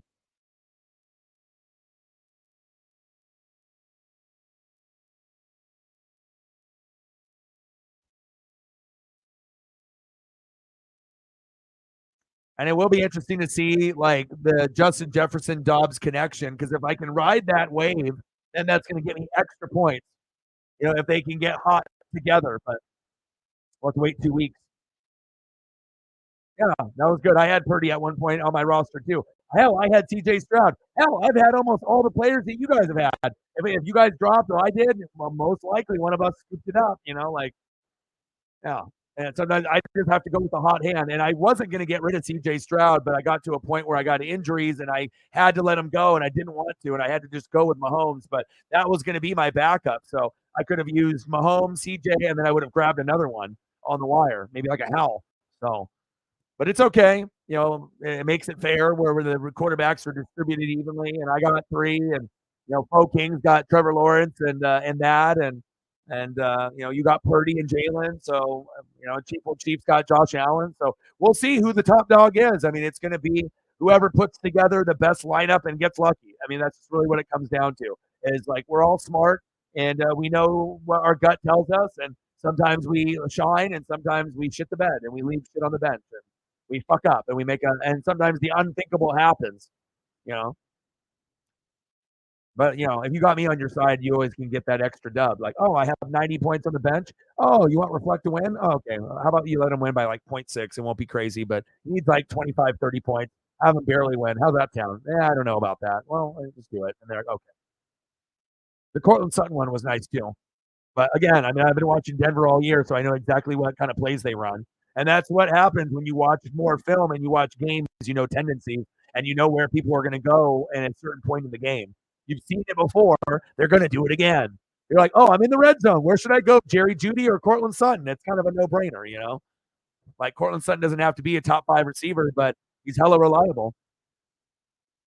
Ridley, yeah, exactly. That's why I told Sarah, get him. I was like, you fucked up. Go grab him again. I was like, yes, I know he's putting up 4, 2, 5. It sucks. But eventually he's going to, get going. And it may not be every game. And it might be like you have to take a risk on starting him and hope he hits 26 rather than 6. But sometimes he'll burn you. Sometimes he'll give you. But, it's a risk that you have to take unless you have guys that are more you trust, like Michael Pittman, which is a good trust person for her. So, but I mean, I had Ramondre Stevenson. I drafted him, but I don't really regret losing him. But it would be cool still to have him just as an option. But I got Najee, so it's about the same production. But hell, if it's the beginning of the season and it's like a month and you haven't done anything, what's going to make me think you're going to go off in week 5, 6, 7, 8, 9? Like, at some point I got to get rid of you and try to get something better. And I don't know. Usually my patience is 2 weeks. With Ramondre Stevenson, it was like 4 to 5 weeks. And I said, fuck you. And as soon as I drop him, Steph grabs him and he uses him and gets like 18 points. I'm like, motherfucker, you got to be shitting me. I drop you after having 4 shitty games or 2 good and then 2 shitty, and then you drop a fucking 18 or something? Like, fuck. Then you like start to regret it. First down, Bears. The Bears, the Bears. Yeah, he started off slow, but I drafted him because I, watched film and I saw him at, preseason. I saw him at camp, and it looked like he was going to get a lot of looks. So I thought, okay, maybe he overachieves. He'll get a lot in the passing game, top 2, 3, 4. He's right there with like Eckler and McCaffrey on like he'll get opportunities. And it just can you get production, or are you just going to be kind of average sometimes? And the problem was he was kind of average, and below average. But then he hit his stride and then started packing together like 15, 17, 19. And those are good points for a running back when you're Rachaad White. So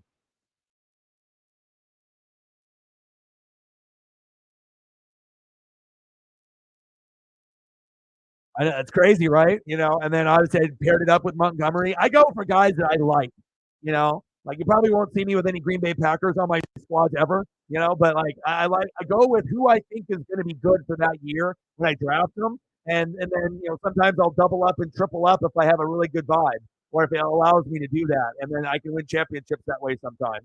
Having 3 on a team is big, especially if they all hit. Like Shep last year had Burrow, Mixon, and Higgins, and it worked beautifully for him. Essentially, he was our champion, but we had you know, uh, you know, the the the player and the issue with the Buffalo Bills, Damar Hamlin. And I got Montgomery, Amon-Ra, and Laporta, and it's I've used the Laporta here and there. A lot of times he was on my bench, but now Mark Andrews is out. It's a fucking blessing because it's either him or Taysom Hill or someone on the wire that I don't trust. So God bless Sam Laporta. I'd really be stressing if I didn't have him because Taysom Hill would only give me 5 to 8 points normally. Fields?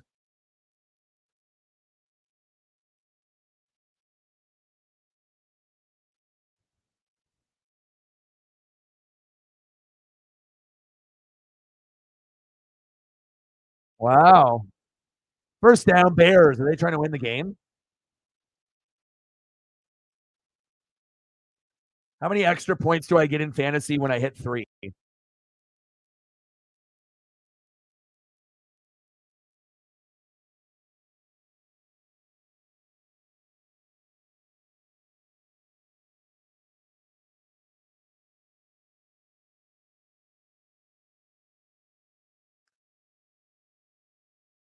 Yeah, I try to plan ahead and look as far ahead in the schedule as I can, but I'm not gonna necessarily be able to look all the way and understand fundamentally what teams are gonna look like 3/4, into the season when I'm drafting. But, I kinda have a game plan every year on what I wanna do, and then I kinda go with people I believe in and go that route, but it's up for grabs this year. At least I have Mahomes starting to heat up, and then Howell gives me 17. So if he gets 17, sometimes 20, but as long as it's typically 17, like I could still make up for that with my wide receivers. So it's like I want 20 or more, but if you get me 17.7, I can still win a championship with that kind of number. So, or at least advance. It's not ideal, but some quarterbacks might get 25 to 40. If I get 17 with my quarterback, then I better get 20, 20, 20 with my wide receivers or someone hitting a fucking 30 to make up for it. And then if I do that, then I'm all right. And that's what I have. So that's why I feel like, okay, I got four receivers that can put up 30 to 40 points at any given game, but typically 20 or high teens. That's a good feeling. Like the way you feel with your running backs, I feel with my four wide receivers. Like my wide receivers are just like on another layer. Like essentially four top 10 receivers. That's tough. But J-Jet has been hurt, so I can't put him there. So three, and a guy that has the potential to play like a top 10, top 5, top 3 receiver if he's healthy. But we'll see. Who knows what he'll look like? I hope he looks amazing. Vikings, Lions, baby, championship. You love it. You love it, don't you? Yo, boy. You love it just as much as I love Randy Johnson with Patrick Ewing in the Mets uniform. He actually looks like stylish, man. It's a cool photo, man. Patrick Ewing's hand goes just slightly higher, barely. It's like the coolest photo of two tall dudes in a photo in black and white ever. Like, what's gonna be more cooler than that? Nothing. Unless it was like Manute Bull and George Murasan, and they did the same thing or something, but that would be cooler. The Bears gonna win again. I lost all my allowance. Like, fuck, man. I gotta fucking clean up dog shit and wash cars for fucking a month. I lost everything on this game. All my allowance money. Fuck. 10-9?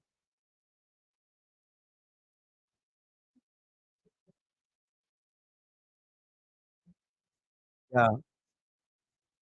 Chip isn't getting fired, is he? I think Chip on UCLA is nice. I like it. I'd rather have him there or Oregon if I had my choice. Kick is up, and it's good.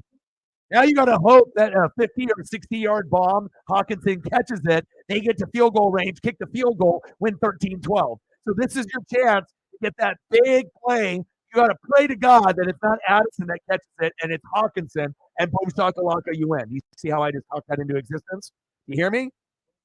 Sports gods? She only needs that. I mean, this is the opportunity for her. It's not asking for, a touchdown. It's just asking for the pointage. 4 points and some change. That's. What is he down by? 106.46 to 110.76. So 4.31. That's all we need is 4.31. It could be 4.36. God, Buddha, higher up, sports God. You hear me? Let's go, Hawkins. Let's do it for Sarah. I mean, I can get you the touchdown and we predicted that right on the right play. Let's go 2 for 2 today. Let's do it. Hey, guy. And is it fate? Is it destiny that she actually gets it to happen because we have him on the thumb? Let's go. Let's go. Here's the opportunity in fantasy that you thought you had no chance.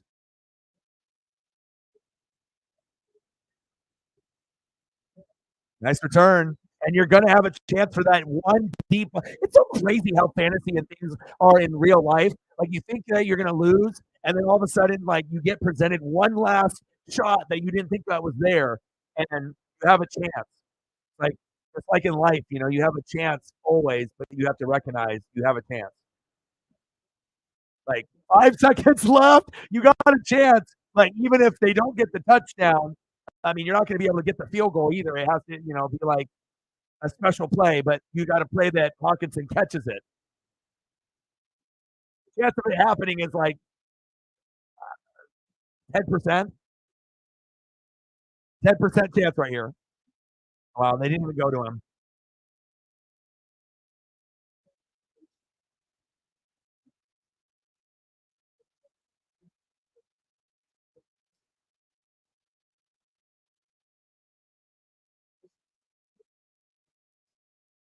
What the fuck are they doing?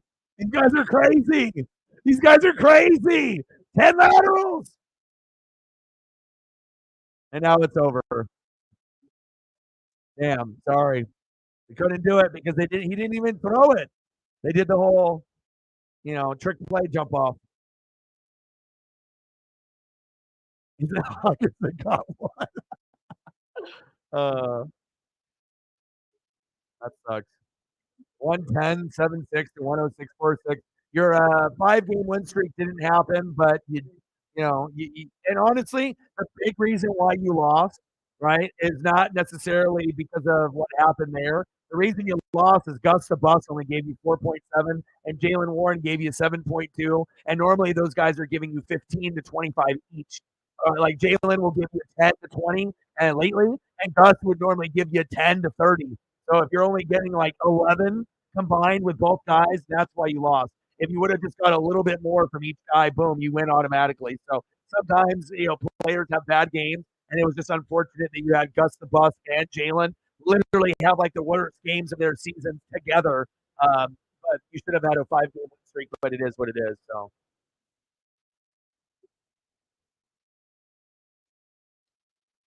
12-10 Bears.